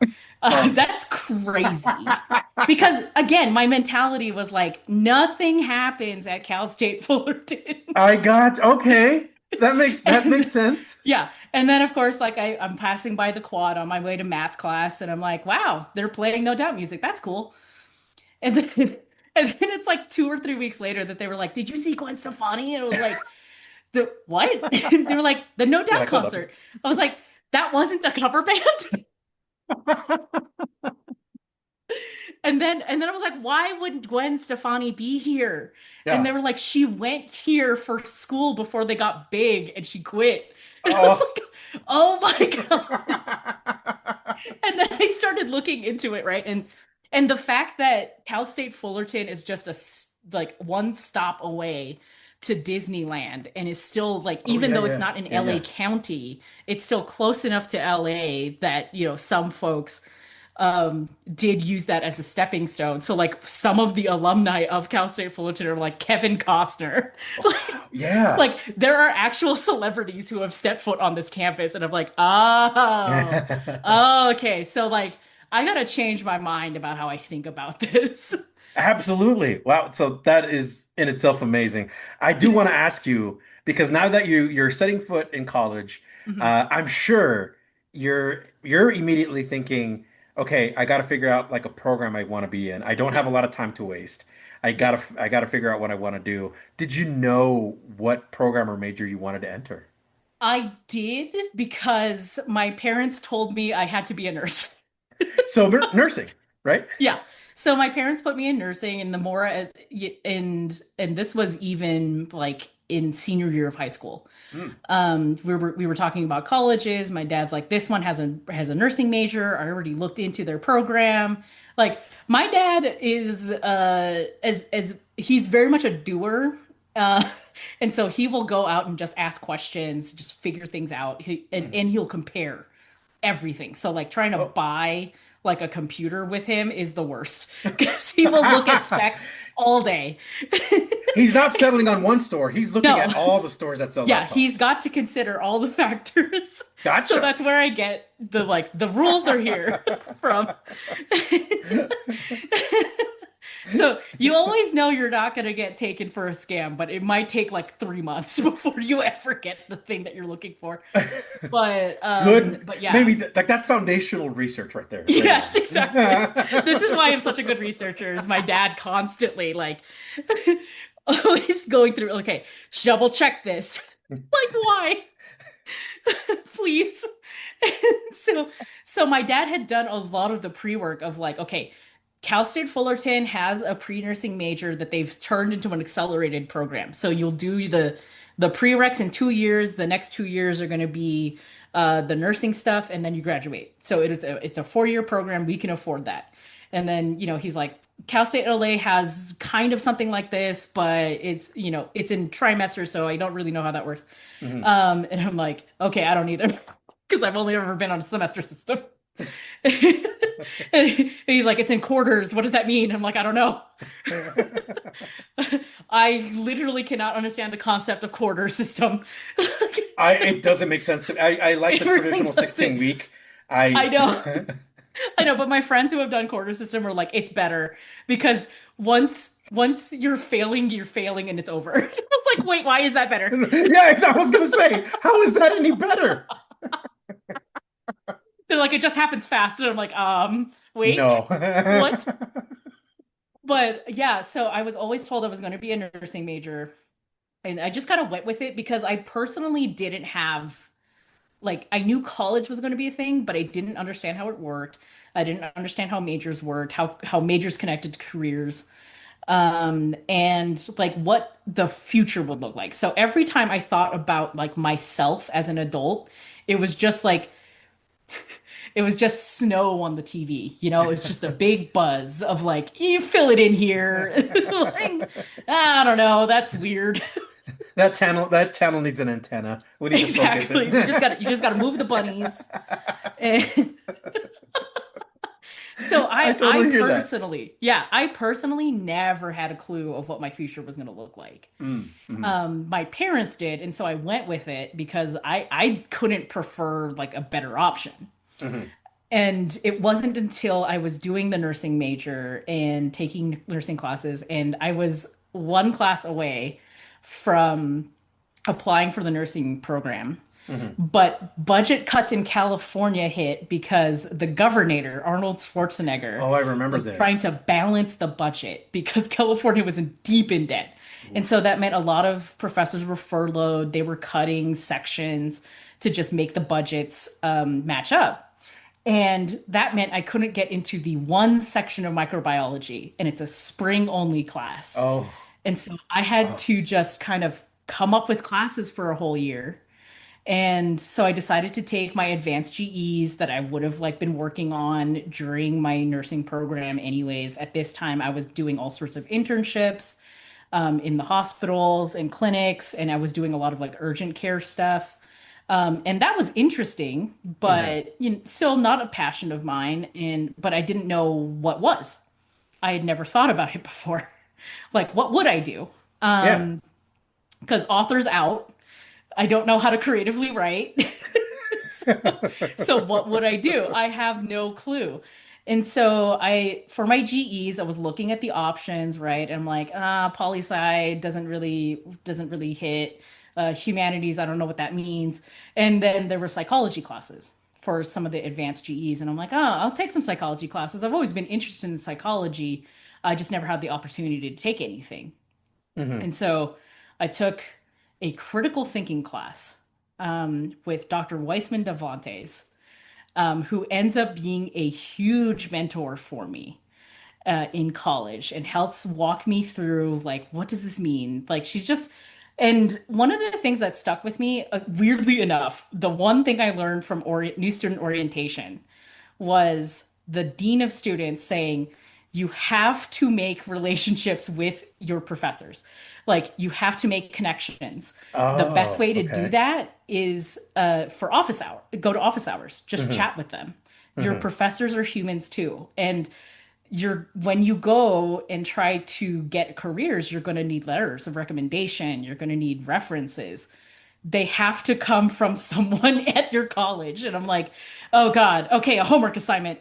Um, so that first year I was just going to office hours of any new professor that I had for that first week to just kind of see and feel out the professors, right? And so just being like, okay, your history class is kind of cool. Let me go to your office hours. And like, some of the professors are legitimately just eating lunch. And I that was the vibes I was getting was like, this is their personal lunchtime. And I'm like, okay, bye. Um, but um Dr. Weissman just was willing to chat about anything and everything. And so I ended up just like following her through every psychology class that I needed. So if there was an option for a psych class and she was teaching it, I'd take it. Hmm. Um, and I'd go to her office hours basically on a daily basis. Like I started just like sitting in front of her office all the time just to chat. And then we ended up having like a small group of people who followed her from class to class and also chatted with her before classes in her office hours. And so a small group of friends, one of whom I'm still friends with today. And I discovered later, I forgot about this, but Dr. Weissman Davlantes had written a book about critical thinking, and she put us in the acknowledgments That's awesome. In the acknowledgments because page? That's awesome. because we were just always talking to her all the time, especially when she was thinking about this. And, Hmm. I was talking to her about her, like it was a critical thinking class and it was one of the GEs. And this professor was so cool. She was just so blunt and upfront about everything. And she started the class with, does anyone know what an iconoclast is? And I was like, no. So I'm like, I should have known that for the SATs. And she explains like an iconoclast is someone who goes by the beat of their own drum. Like they are someone who is iconic and they don't necessarily follow what other people are doing because they have a good idea. Hmm. And she's like, that's I have been described as an iconoclast because I don't always follow the grain. So this is what you're going to be dealing with in this class. I'm going to challenge you and challenge your thought process. I'm not asking you to change your thought process. I just want you to actually think about why you think the way you do. And that was mind opening to me, which is why I went to her office hours and chatted with her about stuff. And then I started, once I had established this relationship about like, hey, your class is super cool. Like, I really enjoyed these readings. It went from I enjoy these readings to, hey, I'm supposed to be going into nursing, but like at deep in my body, I feel it's wrong, but I don't know what else to do. And Hmm. so, I'm talking to her about like, I don't want to disappoint my parents. Like, they're paying for school. I literally live with them. And she's like, what is the worst that would happen if you change your major? And I'm like, I don't know. Like, I legitimately do not know. I've always followed what my parents have told me up to this point. Hmm. Like, would they kick me out? I have no clue. Like I have never tested the boundaries like this before. I'm a rule follower. Hmm. Hmm. I Hmm. am afraid of consequences all the time. I have anxiety. And so and she's like, "Okay, well realistically, like your parents love you. Like would they ever, you're an only child. Like they are doing all of these things because they care and love you. Would they ever do anything to abandon that. And I was like, I mean, I don't think so, but I don't want to try it. Like, Yeah. It's like I don't want to and experiment with that. yeah, I'm not gonna push it. But she's like, realistically, would you be a nurse? And I'm like, I mean, I could do it. And she's like, doing it is different from wanting it. And I'm Hmm. like, okay, Hmm. crazy. And I end up acting like my dad. Like, I know I want to change majors, but I have to put like a whole PowerPoint together of like why changing majors is beneficial and how we will not lose financial like responsibilities Right, right, by right. changing majors. Like, I'm not picking the worst things I could pick that wouldn't earn any money whatsoever once I got the bachelor's degree. So like, I'm pulling up facts and figures about like if I go, so like I chose psychology because as I took more psychology classes, I was I was like the things that interested me the most was how do people work, right? Again, like I grew up by myself, only interacting with adults. And so just like people are confusing to me. Hmm. And psychology allowed me like that avenue of like I can do research, I can figure out how things work and like what makes people tick. And that scratched an itch for me. And I was like, this is amazing. And like I put together this whole thing about like here is the earning potential of a psychology major, right? Like you know, I'm not going to be broke once I graduate with a bachelor's degree. Here are the career options for a bachelor's degree versus this. And I originally thought I was going to, like, I was telling my parents, I'm going into industrial organizational psychology, so business psychology. Ooh, And I was yeah. like, that's the one that earns the most money out of all the avenues. They And were like, sold and at this here's, point. They should have been sold, right? I know. And here's all the things that I'm going to do about it. I'm going to become an advertising minor. Like I'll be doing this internship, et cetera, et cetera. Like there will be money at the end of this. Hmm. And my parents allowed me to do it, but they were very unhappy. Like I've never seen both my mom and dad Oh, unhappy with me oh because they wow. didn't. My dad didn't speak to me for 2 weeks, and the only reason he spoke to me was because the water main in our house broke and he needed help. And Oh, then we had to go and steal water from public parks for a while oh, that was getting figured out, right? yeah. So that's literally the only reason we started talking earlier. Mm. Otherwise, like he could have gone for a very long time. Oh, yeah, And yeah, yeah. yet my mother was also mad because like it wasn't that she stopped talking to me, but she stopped talking to me like out of choice. So she'd talk to me if I asked a question, but otherwise she'd be kind of quiet Hmm. Hmm. and reserved. And I was like, oh, I done messed up. I don't know if this is gonna work. So like of course I'm going back to Dr. Devonte's and just being like, they're not talking to me. What do I do? She's like, it's okay. It's Hmm. okay. They didn't kick you out, so they don't hate you.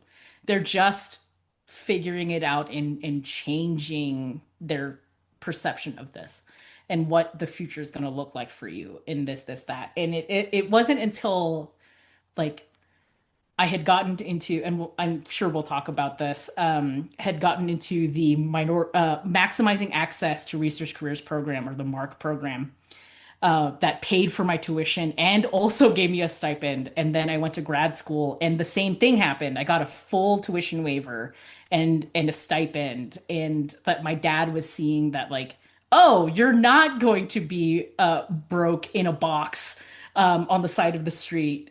That there actually is a way to earn money Yeah, in this research thing that you're doing, yeah. Well, even if he that's doesn't get it. yeah.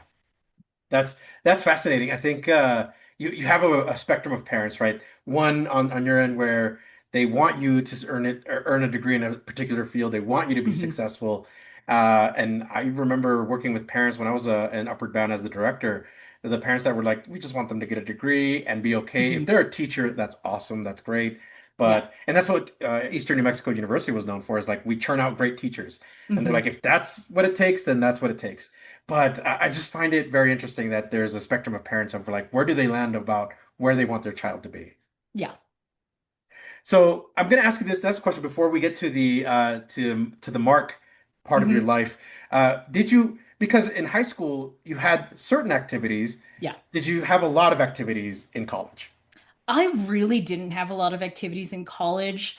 Like in high school, I didn't do a lot of activities as a function of I took the bus. And so if something was going past like 3 p.m., I could not do it. I needed to get on that Oh, bus yeah, to yeah, get yeah. home. Got it. And so Got it. otherwise, there's no way to get home. But in college, I didn't necessarily have that restriction, but I to me, I don't know exactly what it was, if it was just like the shyness of trying for something, but I didn't really pursue a lot of clubs. Like I was eventually in Psychi, the National Honor Society for Psychology, because I only did it because people were like, it's a one-time membership fee and you're a member forever. And I was like, that's an amazing deal. I like that. That's good. and and also they were like, if you're a part of this, that opens up scholarships for grad school. And I was like, okay, That's perfect. awesome. That's awesome. And then I was also part of psychology club because I was a psych major, so I just was a part of it. And Makes paid the sense. dues because I was like, maybe this will look good on on, on the CV. And then, but in terms of things that I did for myself, the one thing I did was become a college radio DJ. Oh, that's awesome. Titan Radio, baby. And I ran a trivia and music radio show. Ooh, So cool. I'd ask like silly questions of random fun facts that lived in my brain or that I found out about, Mhm. and then played like indie music that I enjoyed, um, or was just obsessed with at the time. Mhm.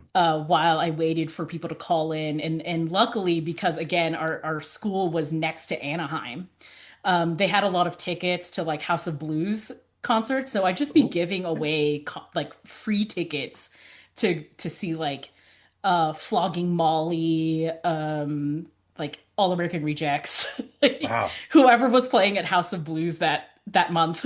And you're like, we have tickets. Yeah, Call in. exactly. And then yeah, exactly. And the deal at the radio show was, hey, if no one claims these tickets, it's for you guys, the DJs. That is a pretty good deal. Yeah. Okay, so I got to point out because you were also a scholar of the Maximizing Access to Research Careers. You mentioned that earlier. Yeah. What was this program and did it make an impact on you? Yeah, so the Maximizing Access to Research Careers program, or MARC program, is essentially the National Institutes of Health version of the McNair program. Oh, interesting. So yeah, so it functions almost the same way. It's in your last 2 years. The main difference is that it's for underrepresented students who are interested in doctoral studies in biomedical sciences. And Mhm. so the NIH's version of STEM fields includes psychology. So I, as a psych major, was very fortunate to be able to slide into this. Um, and it made such a huge impact in my life, not just because they paid for 60% of my tuition for Mhm. 2 years and gave me a stipend for 2 whole years, which helped me pay for graduate school, but it opened up so many doors for me, right? So I had talked about that mismatch of like where I saw myself and then where the places I ended up. Mhm. Um, and I couldn't figure out like I have some grades that are equivalent to some of the other people that went off to more prestigious schools, but I just never got those offers, and realizing it's not my grades that were the downfall, it was my sheer lack of other activities. Oh. like because I did nothing else in high school or college but classes. Because again, right, the mantra that my dad had worked out with me was, what do you need to do to be good at school? Good grades, right? Mhm. Everything was good grades in school, and that's the formula to success. However, learning through college and even grad school, like really the most powerful things are the connections that you have made and the skills that you have learned. Everyone can get the grades. The grades are a matter of retaking classes and actually figuring out how the classes work. But grades aren't everything. They are a stepping stone to getting into the applicant pool. What actually gets you a job or a position or, a spot in school is, what do you bring to the table? What is unique about you? And, having a GPA doesn't make me unique. And that was a hard lesson to learn. But being in the MARC program, that's what they pointed out. They were like, you are in a specialty program. This program only accepts 6 people a year. You are special. And we're trying to diversify what biomedical sciences and higher education look like.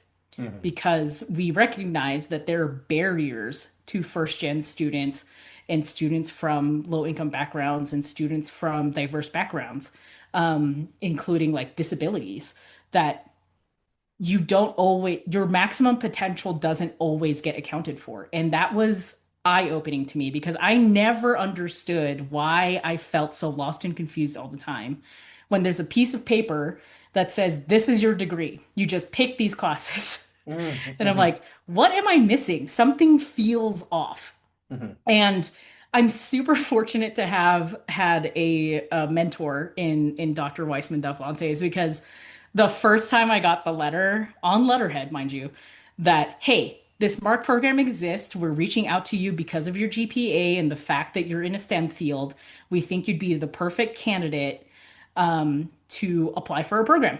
Like, it's for this. We'll pay you a stipend. Not that I knew what a stipend was. And we'll pay off like 60% of your tuition. And I went, this is a scam. And I tossed away the letter. I was like, that is too good to be true. Like, I know what a scam looks like.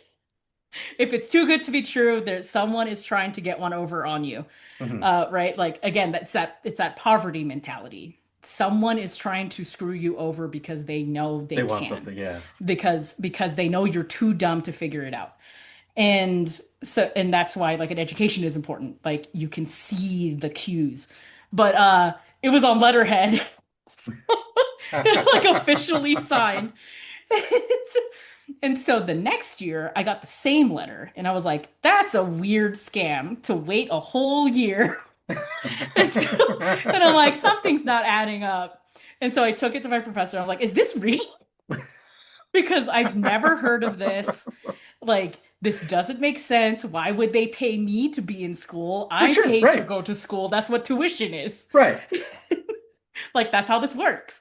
It's a transactional relationship. Yeah. And she's like, no, this is real. Like, I haven't heard of it, but like, I know this professor exists. Like, go for it. And I was like, what? She's like, no, these things happen. They're called fellowships. And I was like, this is crazy. And so I did the interview and got into the program, got set up with the research faculty mentor for 2 years, just hit the ground running on research and doing things. And like, I got to go to professional conferences on the NIH's dime.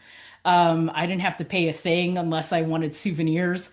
And I also ended up, so they forced us to go do research somewhere else, which at the time I was like, why? I'm always going to be here. I can't afford to leave. And that's exactly the point. Like, Dr. Cohen was like, that's the point. Experience something different. You never know. And I was like, I'm never going to go anywhere. And so I did some applications and they're like, do some shoot for the sky schools. Because they had seen the list and it's all stuff nearby. And they're like, do something else. And I'm like, okay, fine. And so anyways, I get a call from Princeton. They're like, hey, we're super interested in you. Please, like, tell us if you want to do our externship to do research for the summer for 8 weeks. And I was like, that's crazy. Well, first, yes. Reinalyn, I've got to interrupt. This is an Ivy League school. Yeah. Yeah. I know. And I was like, the Princeton? Me, right? Like, Reinalyn, that's the name? Yeah. Not anyone else. So they're like, yes. And so, and we got connected with the grad school at Princeton, and I was like, why me? And the dean of the grad school was like, it's because we don't get people from California ever applying. Oh, interesting. Like, one, you're a Marx scholar, which means that you come with research skills, and then two, no one from the West Coast ever applies, and we don't know why. And I was like, because you're Princeton. and and like that experience was super transformative. Like I had roommates from different places. We had Google chats for like a super long time, even afterwards. Like several people have like one person has gone to run for office in her state, and then one of the people in my cohort ended up developing, like being the founder of like Black TikTok. Yeah. Yeah, and I was like, wow, we are amazing people. and and several people became professors and are still in that like helping out first gen students mentality. So it was a very cool experience. And on top of that, we also saw the Obamas from a distance because Oh. Malia Obama was in a soccer camp at that time. Mhm. And then I got to meet Tina Fey. And Wow. that's the photo I use to introduce myself to every class. You gotta flex a little bit. Just a little bit. Just a little bit. I'm not any professor. I'm a cool professor. And so I got to meet and take a picture with Tina Fey because she was filming Admission at the time. And so Oh, okay, that's right. I had gotten released from class and was heading to one of the libraries on campus to study, and somehow heard that they were filming somewhere in a blocked off area that blocked me off from the library. So I decided to just stand there. And then suddenly whispers were going around of like, Tina Fey's gonna come out and meet some of us. And I'm like, ooh, forget studying. So when I say it opened doors, it opened a lot of doors, including to celebrities. That is awesome. And then also from like a personal perspective, like I didn't know how doctorate programs worked. I thought you had to go to work first and then go to a master's and then work some more and then do a doctorate. Like I thought like a doctorate It's like the was something like 40 years down the line. Oh, yeah, yeah, Um yeah. yeah, and they were like, "No, you can apply for a doctorate program as soon as you finish your bachelor's degree." Mhm. And I was like, "This is game changing."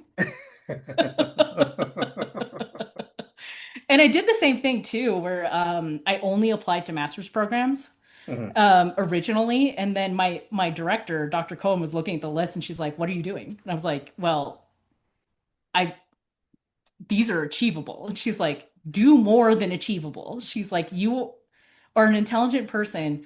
You have to apply to at least one doctorate degree. You don't have to go. You just have to apply." And Mhm. she's Mhm. and then I was like, "Well, I don't think I'm gonna make it." And she's like, regardless, you are contractually obligated to apply to a So the doctorate hints didn't program for work. this She had to grant. explicitly. I know. So she was like, I know you're a rule follower. You'll do it if it's a rule.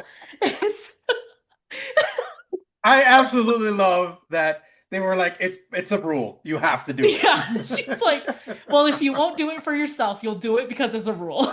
I'm like, Guess what? It's you part of the got me. requirements. You got me. She's like, we need it for the grant. I'm like, okay.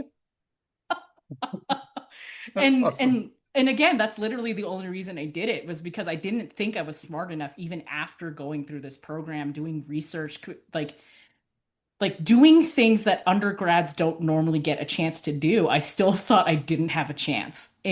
And like I applied to doctorate programs and got interviews, but which Mhm. was Mhm. amazing. And I was like, this would never happen to me without this program. That's awesome. I'm going to ask you this question about careers because Mhm. you switched to psychology. Was there like a research focused career that you wanted to go into, or was it more of a practice counseling and therapy? I knew I didn't want to do therapy because I was afraid of people. Wait. But Yeah. psychology is dealing with people. This is what I'm saying, where like I don't necessarily put two and two together. I had an interest in psychology as a subject to study. And Oh, got I it. remember very Got it. clearly going to my mentor, Dr. Weissman Duflantes, and being like, Lisa, I don't understand people and I like psychology and I don't know what kind of career would happen out of this. And this is before I got the letter for the Mark program, or rather, before I accepted that the letter was real. Got it. And she's like, Sorry. what I want to do in life is just be a student forever. I just love learning. And she's like, do Mm. you know what that is? That's a career. And I was like, how? She went, research. Research is perpetually learning. And I'm like, that's crazy talk. Is Like, there no. research in psychology? And she's like, yes. What do you think you participate in for Sona credits? I'm like, that's crazy. That's a career choice and not just like a random school project. And so, because again, I knew nothing, knew nothing. Sorry. And so, I'm so sorry. I know this is exactly why I love being an advisor, because I can tell these stories to students and just be like, trust me, you can make it. If my oblivious butt can figure it out, I promise you, with advice that you pay attention to, this will work. And and Oh my so, gosh. Uh, and so she's like, it's research. Like, that's wild. And so, because I kept being like, I love psychology, but I don't want to be a therapist. Like, I actively hate people. And she's like, you do know psychology isn't just therapy, right? I was like, actively no. So, tell me more. And she's like, you could be a professor, you could be a teacher. And I was like, oh, okay. Got it. So that's when things like really Yeah, that's started when more things coming into started clicking focus. into a career. Wow. Yeah. Okay. Can you talk about the moment you graduated from CSU Fullerton? Mhm. What did this moment mean to you personally? Just you. Yeah, so personally, just to me, it was just like my high school graduation was like I had gotten the acceptance to ISU, and so I knew I had something to move forwards to, and that this was a I did it, I made it. So I was still happy that I graduated, right? Because changing majors added extra time to my degree, which was Mhm. very frustrating to my dad, who had perfectly planned out 4 years of school budgetarily. So, and so, I graduated in 5 years, and was looking around. My friends had graduated in four and started careers, and I'm like, oh man, I might have messed up. But I had gotten into a doctorate program for experimental psychology at ISU, and so I knew I had something. And so Mhm. I was happy more about that than the actual graduation, because I had literally no plan. If I didn't Mm. get into any programs, there was no backup plan, there was no safety net. It was grad school or bust. Yeah. And so Yeah, you, so yeah, yeah. so that's why I was happy. I was like, I get to move forward in the next step. So then did you do a PhD first? That was that attempt first, Yeah. and then you did the master's? No, the master's is actually on the way. So Okay. the way that this program worked is um, you do a master's thesis, then comps, and then start working on the dissertation. And so I had gotten all the way up to the point of working on dissertation and proposing it. Hmm. And then just my values had changed so much at that point. Mm. Well, rather not, my values didn't change so much as like clarified. Because when you look, I was teaching a McNair class about how to do personal statements, and I always use myself as an example. Hmm. And so I showed them like, hey, now in hindsight, here's the things I would change about this personal statement. Like, here's the things. Hmm. Being on the other side and looking at that personal statement, I hadn't read it since, doing the edits on it and then submitting it.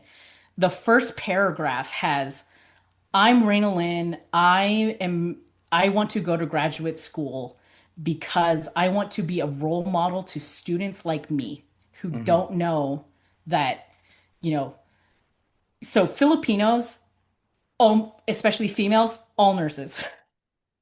Like it's a common thing in our culture because again, it's that mentality of what is the career that's going to get you out in working and then being able to help the family fastest. And Hmm. it's typically nursing. There's a Hmm. few other career choices that the Filipinos will gravitate towards, but that's kind of the most common one. Hmm. And for me, as you know, like I like doing the strange thing. I don't like following a crowd. And like that actively was like, I don't know how to not follow the crowd on this one. There's no examples. And so my personal statement is all about I want to go to graduate school, get this doctorate in psychology, because when I looked around at my professors, I didn't see anyone who looked like me. Hmm. Filipinos don't go into higher education. Filipinos go and work and help out the family. I want to show people of other cultures that act like us that there is other routes, that you can do more than what you have seen before, right? Because you only know what's possible if you see it, right? Hmm. Thinking about like, oh yeah, I could be an astronaut. Like that's just like a thing, right? Like it's a thing I say, but not necessarily something I'm going to do because I don't know the pathway. Like it doesn't feel possible until I see someone actually go through it who has been through some of the same experiences as me. And I want to be that person to a student. That's wonderful. I so as I was going over some of your resume, you obtained your master's in experimental psychology. Yep. ISU, you applied there. You applied to many schools. Mhm. Why ISU? What drew you to that program ultimately? Realistically, the fact Yes. that they accepted me. You were like, they accepted me. That's it. They accepted me. They just Again, I said had no yes. backup plan at all. So I applied to 10 schools, Mm. and several of them didn't get back to me. I did get a couple of interviews, but the interview for the school I wanted to go to the most was kind of interesting because the professor on the admissions committee reached out to me and was like, "Hey, I just want to have like a phone call with you to just see if our research interests align. Like, I know you didn't list me on your personal statement as someone you want to work with, but I think our interests really align together." And honestly, a lot of that was because I was doing it at the last second. I did not Oh, follow anything that Dr. Cohen told me, like prepare you went ahead of rogue. time. Yeah, like take your time on these things. I was like, I'm just doing it for the assignment. And then, of course, the assignment became reality. And I'm like, oh no, I started these applications in November and they're due in December. Oh, So so learn from my mistakes. Don't do that. Take your time. And so I didn't see this professor Mm. as an option. And so, you know, she luckily like actually read my materials and was interested. And so we had a good phone conversation and she's like, you know, if you get to move on to like final round, I'd like to work with you, that kind of thing, because I had discussed what my research interests were. They did align with hers, even though it was kind of in a different direction. Because at the time I was studying the psychology of deception, and she was studying like executive function and sleep. And I was like, okay, yeah, the whole through thread is that I want to study executive function. At the moment, I'm studying it through the lens of deception, but like I'm really most interested in like why do people do the thing that they do? Oh, right. And Yeah, yeah, so yeah. like what are the mechanisms behind like this is what someone's going to do? Hmm. Um, and so moved on to the actual interview, the final interview for grad school. And then it was a Zoom interview. Sorry, it wasn't Zoom at the time. It was back when Skype was popular. That's You right. know, the thing that we didn't use in COVID.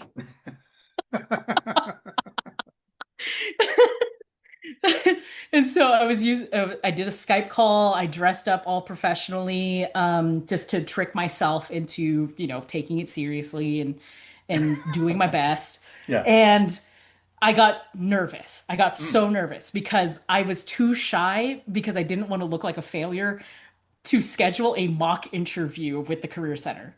Like I refused to do it. I Mhm, actively mhm. could not bring myself to be vulnerable that way. I was like, I will just power through it. wasn't a good idea because I was so nervous. Everything I said came out in the form of a question. So they'd be like, "Okay, what's the research that you're currently working on?" I'm like, "Well, it's a thing about deception." So so none of it sounded confident. It was a bad interview. And so that's why I didn't make it to final round. Luckily, the ISU interview was in person. And so they flew me out to Pocatello, Idaho. The first time I took a plane with propellers. Oh I wow. was You took one of like, those. what is this? It was in the middle of winter, right? So it's like snowing. I got caught in a snowstorm coming back. And so I stayed like an extra day with a grad student and that was good actually from California. So I was like, what is the transition like? And she's like, hey, it's fine. And it's quirky and there's not as much stuff to do, but realistically, you're a grad student, you're going to be doing that much.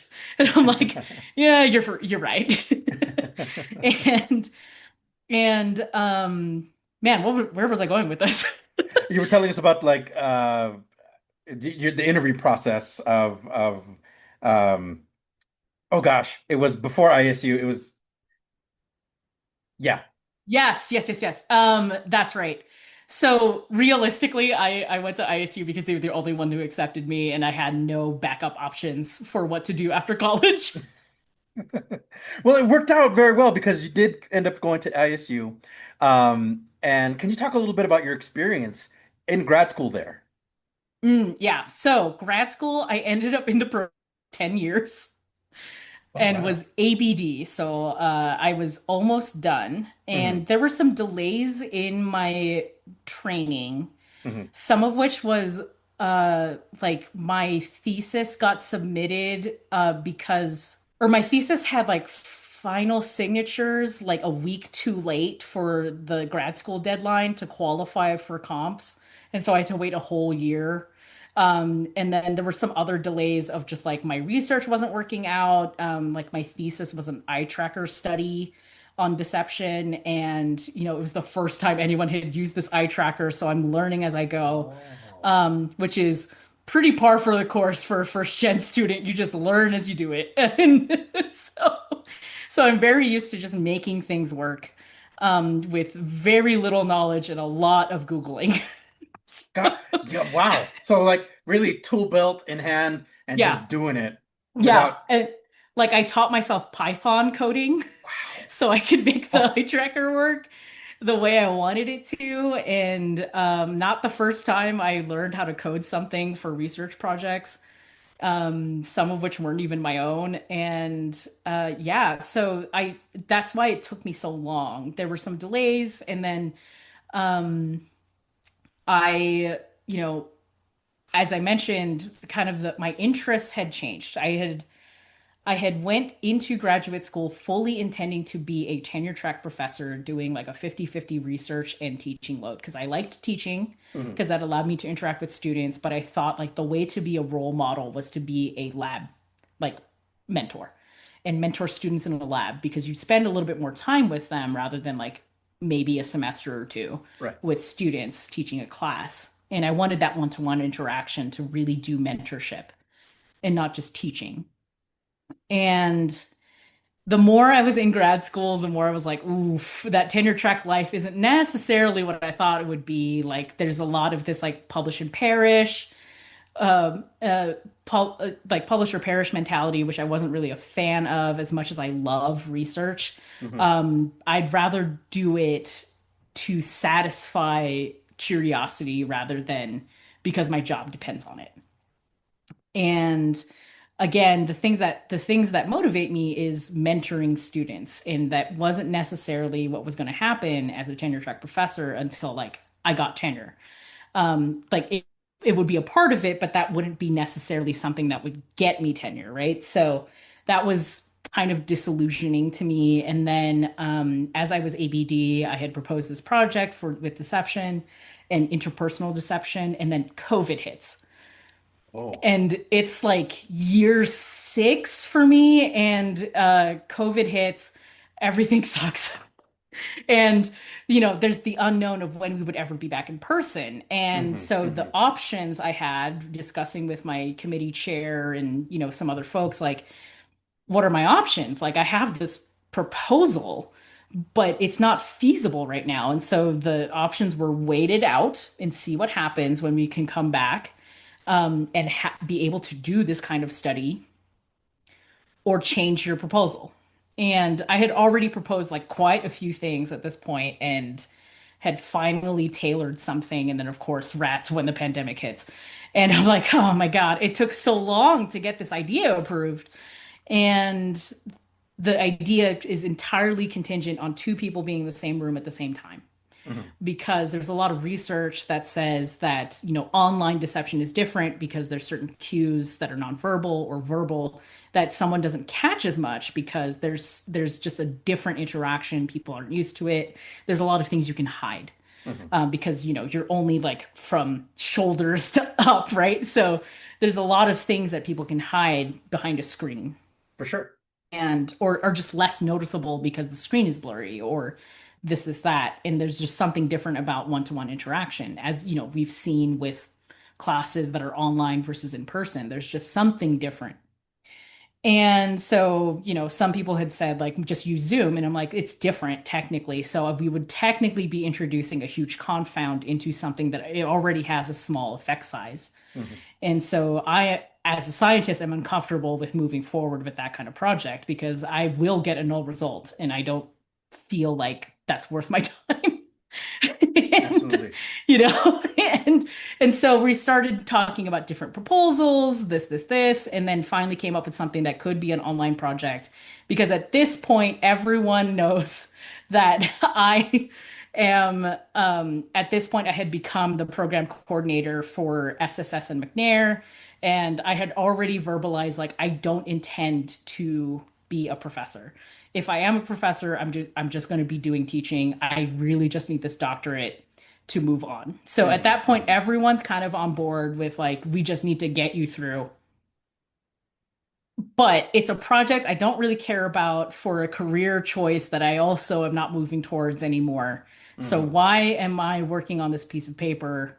And, you know, the more I thought about it, and at this point, I had been advising McNair scholars, some of which were alum, and, talking to some of my colleagues in grad school. And, I've been telling them the same advice that I had been given, right? Like, do what you are actually passionate about, not because, every day is not going to feel like work. It's going to be work.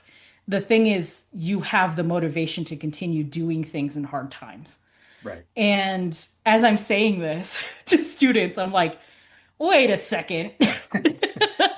Maybe I should follow my own advice. I was gonna say, did reality kind of hit you in the reality did eventually hit. Again, I'm Okay. a slow learner Fair enough. as much Fair as I enough. do things quickly.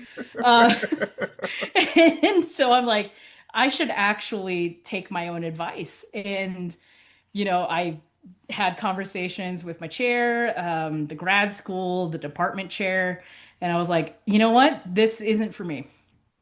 I can do this and I know I can, but Mhm. it's been 10 years. So right, fast forward 10 years. Oh my It's been gosh. 10 years. I've been ABD for like 3 or 4 of these. And there's a reason. Like, I had gone to therapy to try to figure out like why I was getting panic attacks just thinking Oh, about writing, and I couldn't do it. And, like, every single time my counselor was like, are you sure this is something you want, or do you want something else? I'm like, no, no, no, I want this. I want this. Like, I've already committed so much time to this. And so, that sunk cost fallacy was really the only reason I was staying. But the things that motivated me and got me up in the morning was trio and working with students and that's being awesome. able to do the thing that I actually wanted to do. And this whole time, lo and behold, it was advising. Right in front of you, It like was right as in you were front of me doing. the whole time. So that's interesting because I wanted to really speak on that part of how did you, what were the paths that you take to get to Trio SSS as a program coordinator? And yeah, how did that happen for you? So I was in year 6 of grad school and had been told I had run through all of my funding options. Wow. And and they were like, to be fair to other students, we have to spread around the funding because it's a small rural school. There's not enough funding for all of you. And so I was like, understandable. I've had something for funding, even if it's only for a semester for 6 years. I totally understand. And so I Totally. was looking for jobs, and the options at the time that would allow me to continue my doctorate was night clerk at the library or trio program coordinator for SSS and McNair.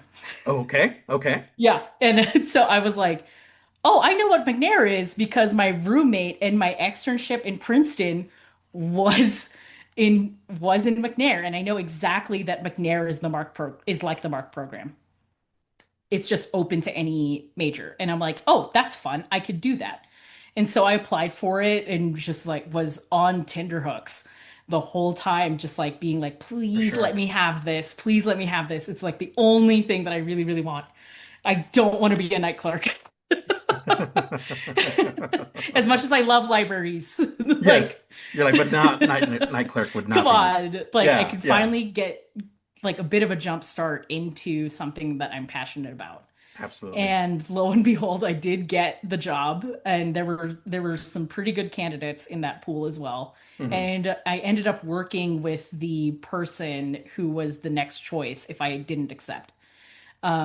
Also a graduate student, and also runs in the same circle as James Pascali. Right So on.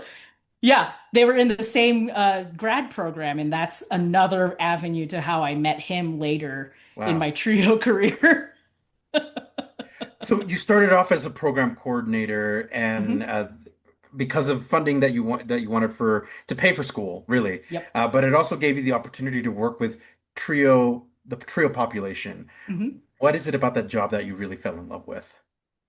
I fell in love with the people in the office, both the staff and the students, right? Like first gen students, like they like every student is always going to be unique and have their own ways of doing things and stuff. But there's something about the first gen experience where having someone who can tell you that you're not the only person who's felt out of place.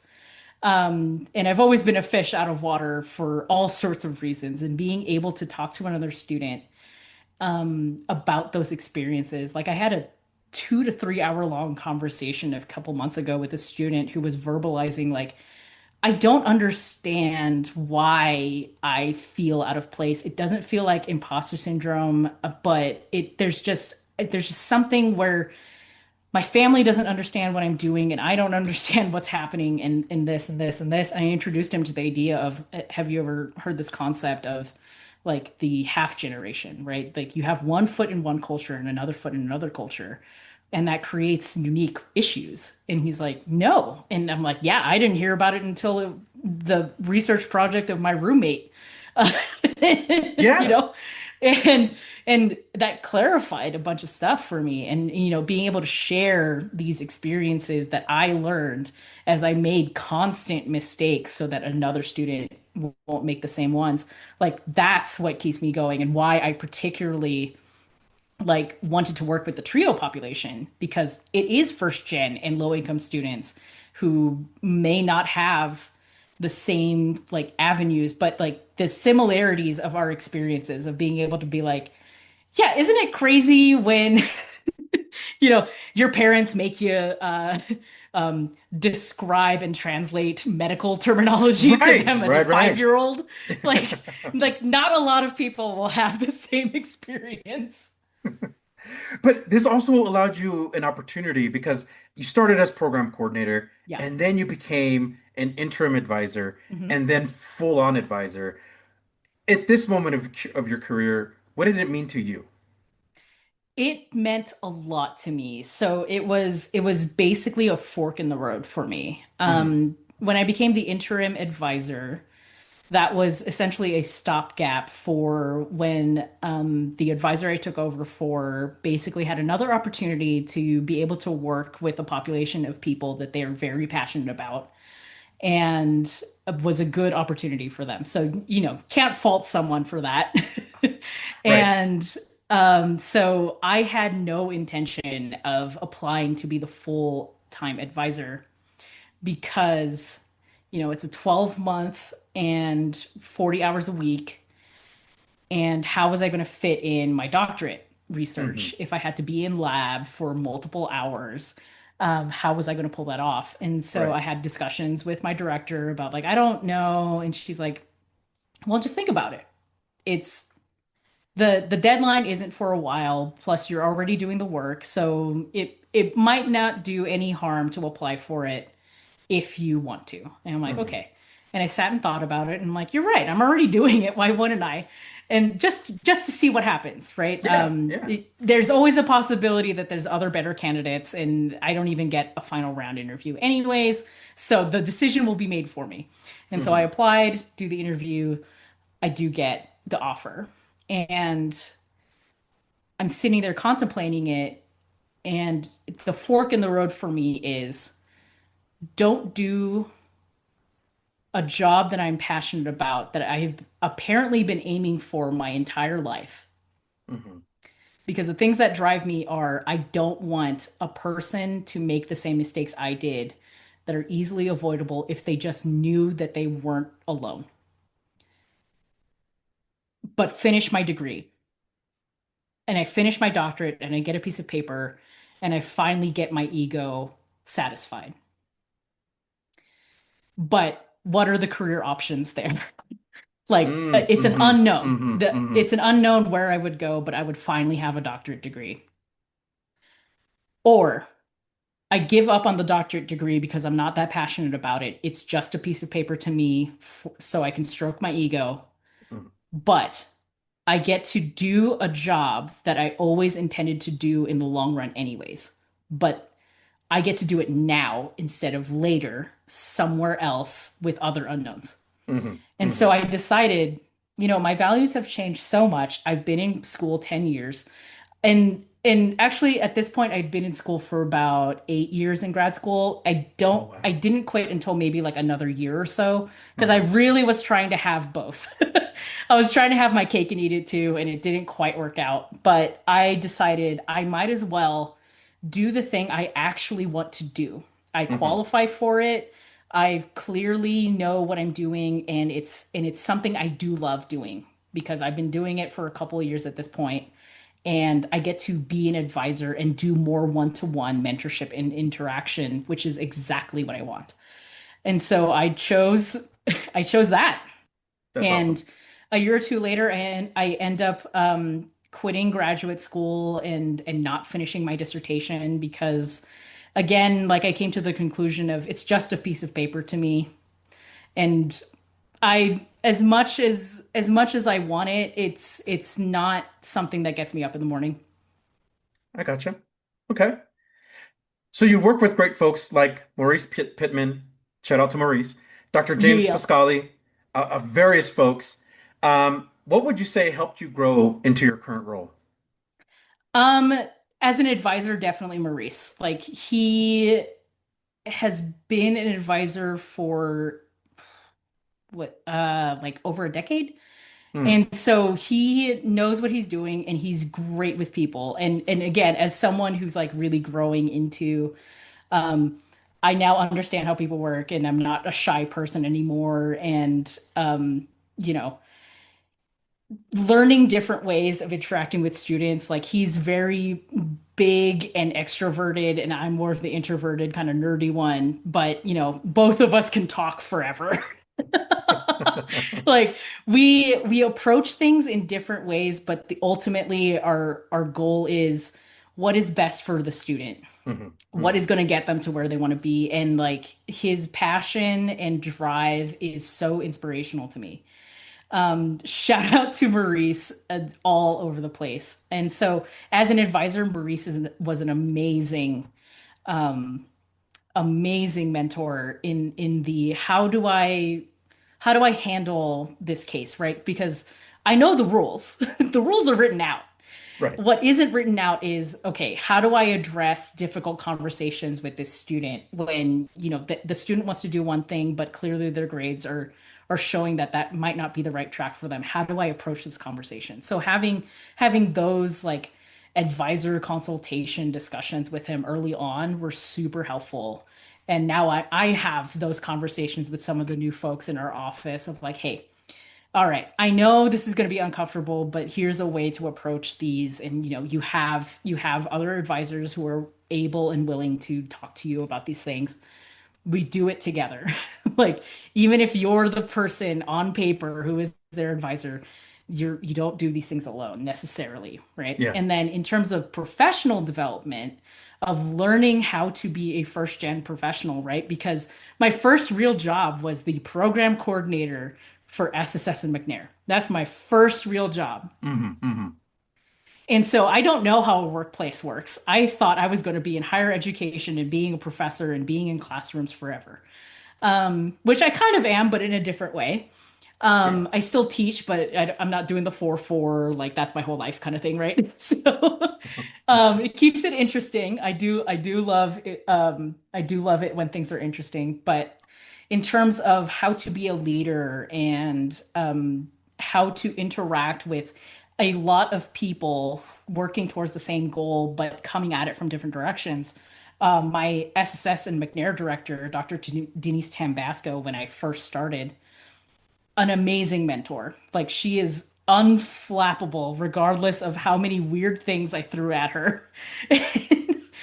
And just such a great example of how to take a step back, think about things, and then move when you need to, like, and not overthink things, not take forever, but still make a good choice for everybody. And then also our executive director at the time for all the trio programs, Dr. Sari Byerly.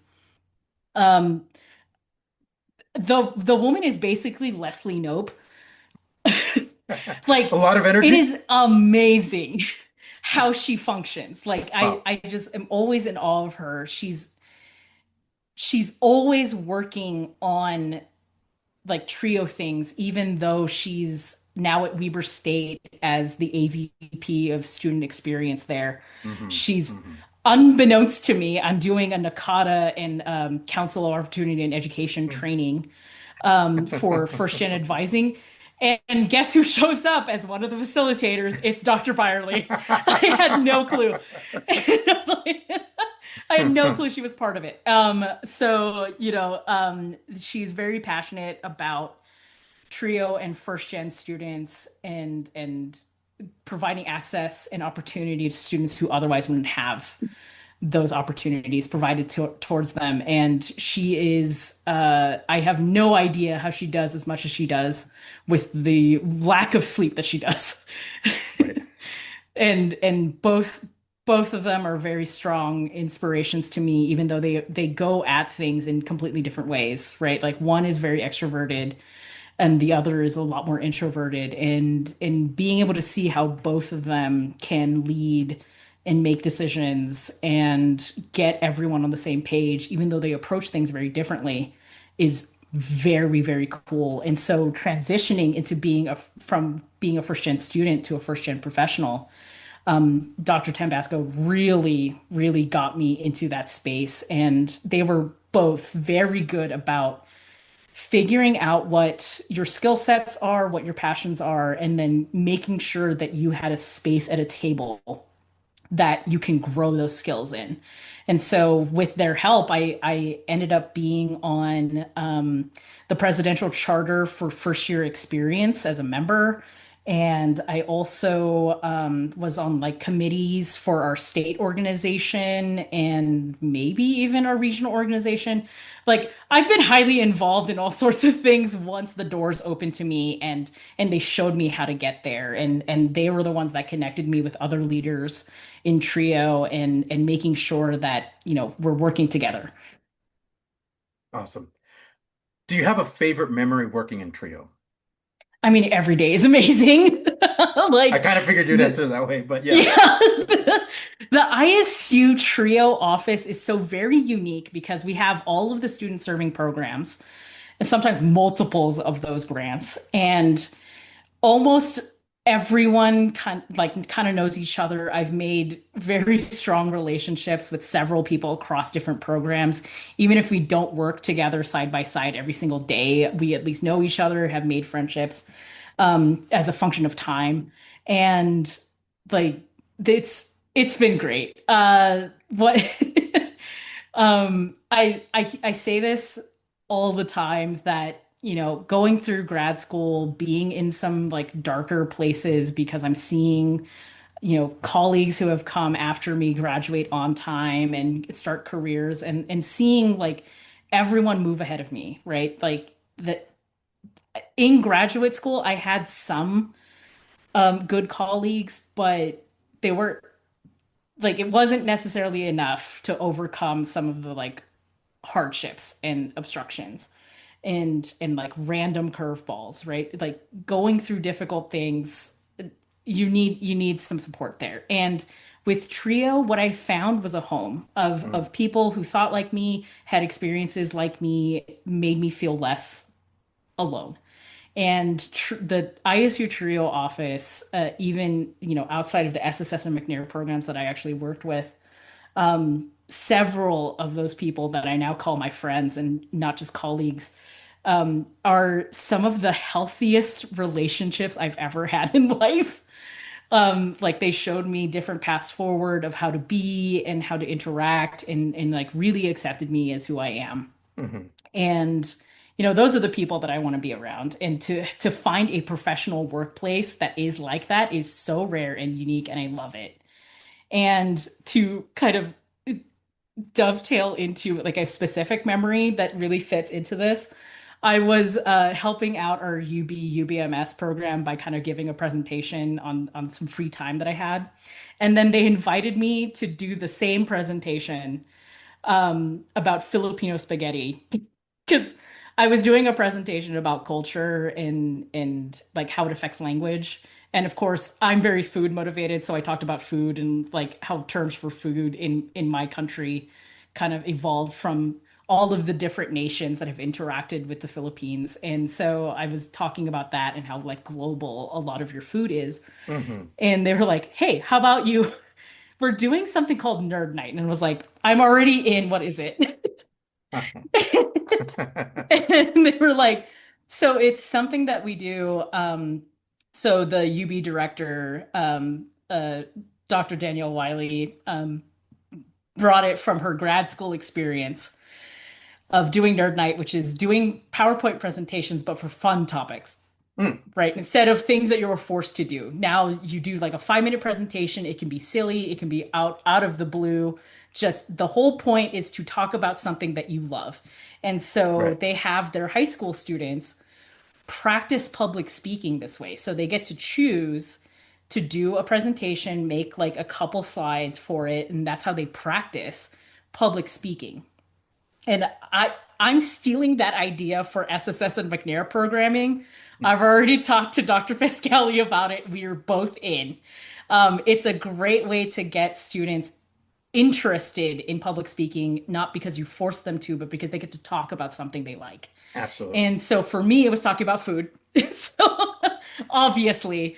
And so I had such a great time interacting with a program that I'm not even a part of, and just feeling so accepted by the students, by the staff, and talking about my favorite thing, which is food, and specifically Filipino ketchup, which is banana ketchup.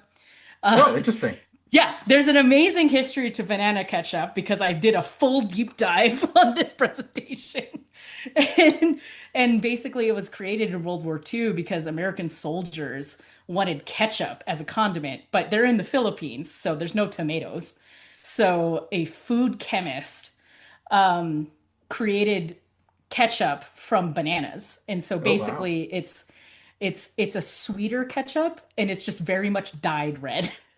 Ah, So interesting. it's made from bananas. It's fantastic. have it on eggs. It's great times. And so being able to like bring a bottle of banana ketchup and be like, all right, everyone try this.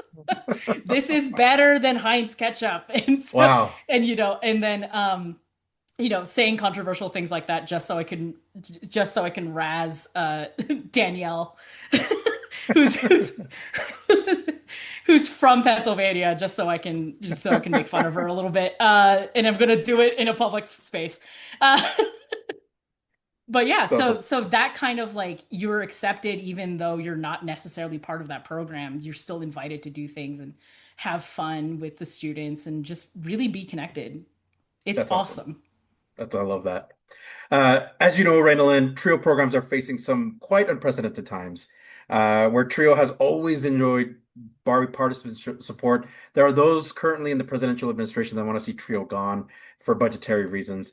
What are some action items that advocates, alumni, participants, and others can do to support TRIO? For alumni and our supporters, advocacy is more important than ever. So programs like mine, SSS, have gotten funded, but that doesn't mean it's over, right? Congressional appropriations happen every year where they determine how much money all the federal programs get. Happens every year, regardless of whether or not it's been approved for the 5-year cycles. And so don't let up, let people know that TRIO works and that they're so great for your community. And then as employees of TRIO, we're not allowed to lobby for grants on grant money and on grant time. We can do it on our free time as private citizens. But even beyond that, your job professionally is showing how TRIO works, not just to your students, but to your students are part of a community, right? Hmm. They have Right. parents, they have siblings, they have cousins. Right. One person's life changing changes not just the life of that person, but their family and their community. And so we've had that. We're rural Idaho, right? We're southeast Idaho. There's not a lot going on here.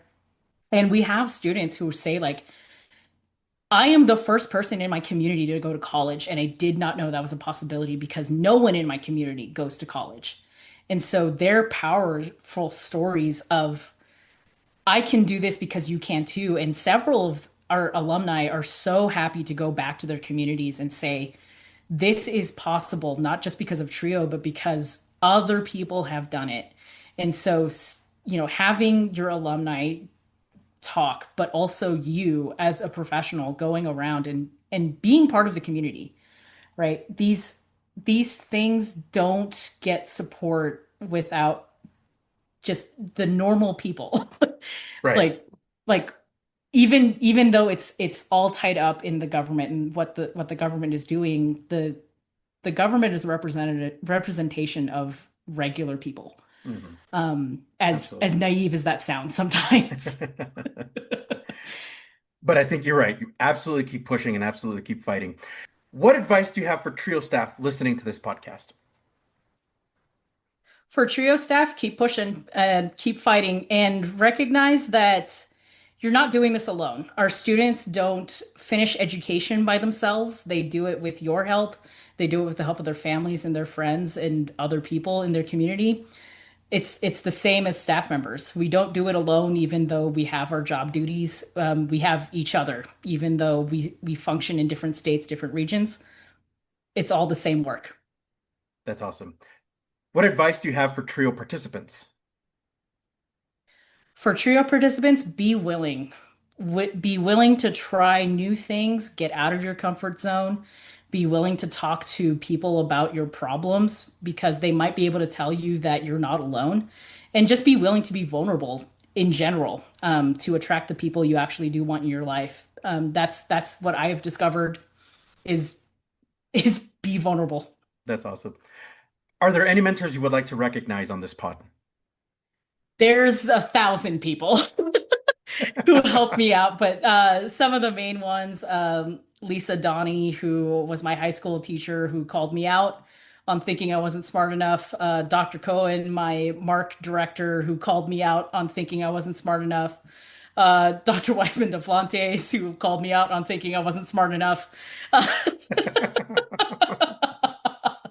And of course, Dr. Denise Tambasco, who was my director, who taught me how to be a first-gen professional. Dr. Shu, who has become a friend of mine, who was a professor in grad school, who taught me how to be a just a professional and a research professional, that but also continuing doing what you care about. And of course, Maurice, a real G. Awesome. What is one word you would use to describe yourself? Unabashed. I actually, interestingly enough, Lisa Donnie, my high school teacher, called me in a recommendation genuine to a fault.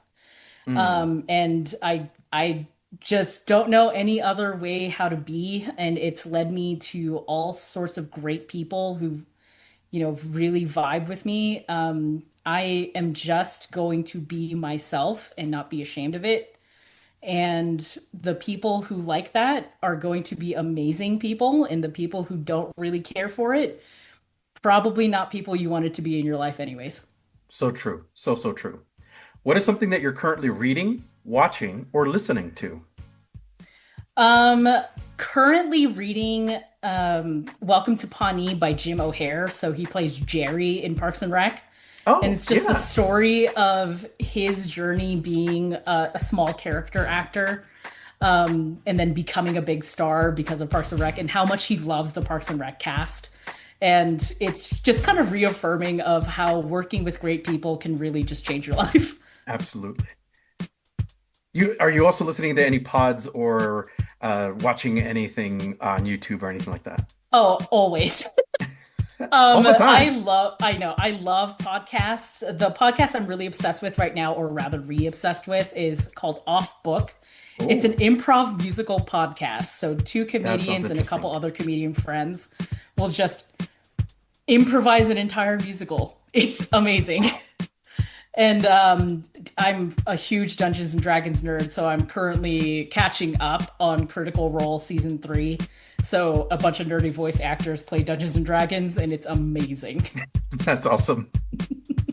Reinalyn Echon, thank you so much for giving us your time this evening to talk about you, your experiences, and all things trio and your own educational journey.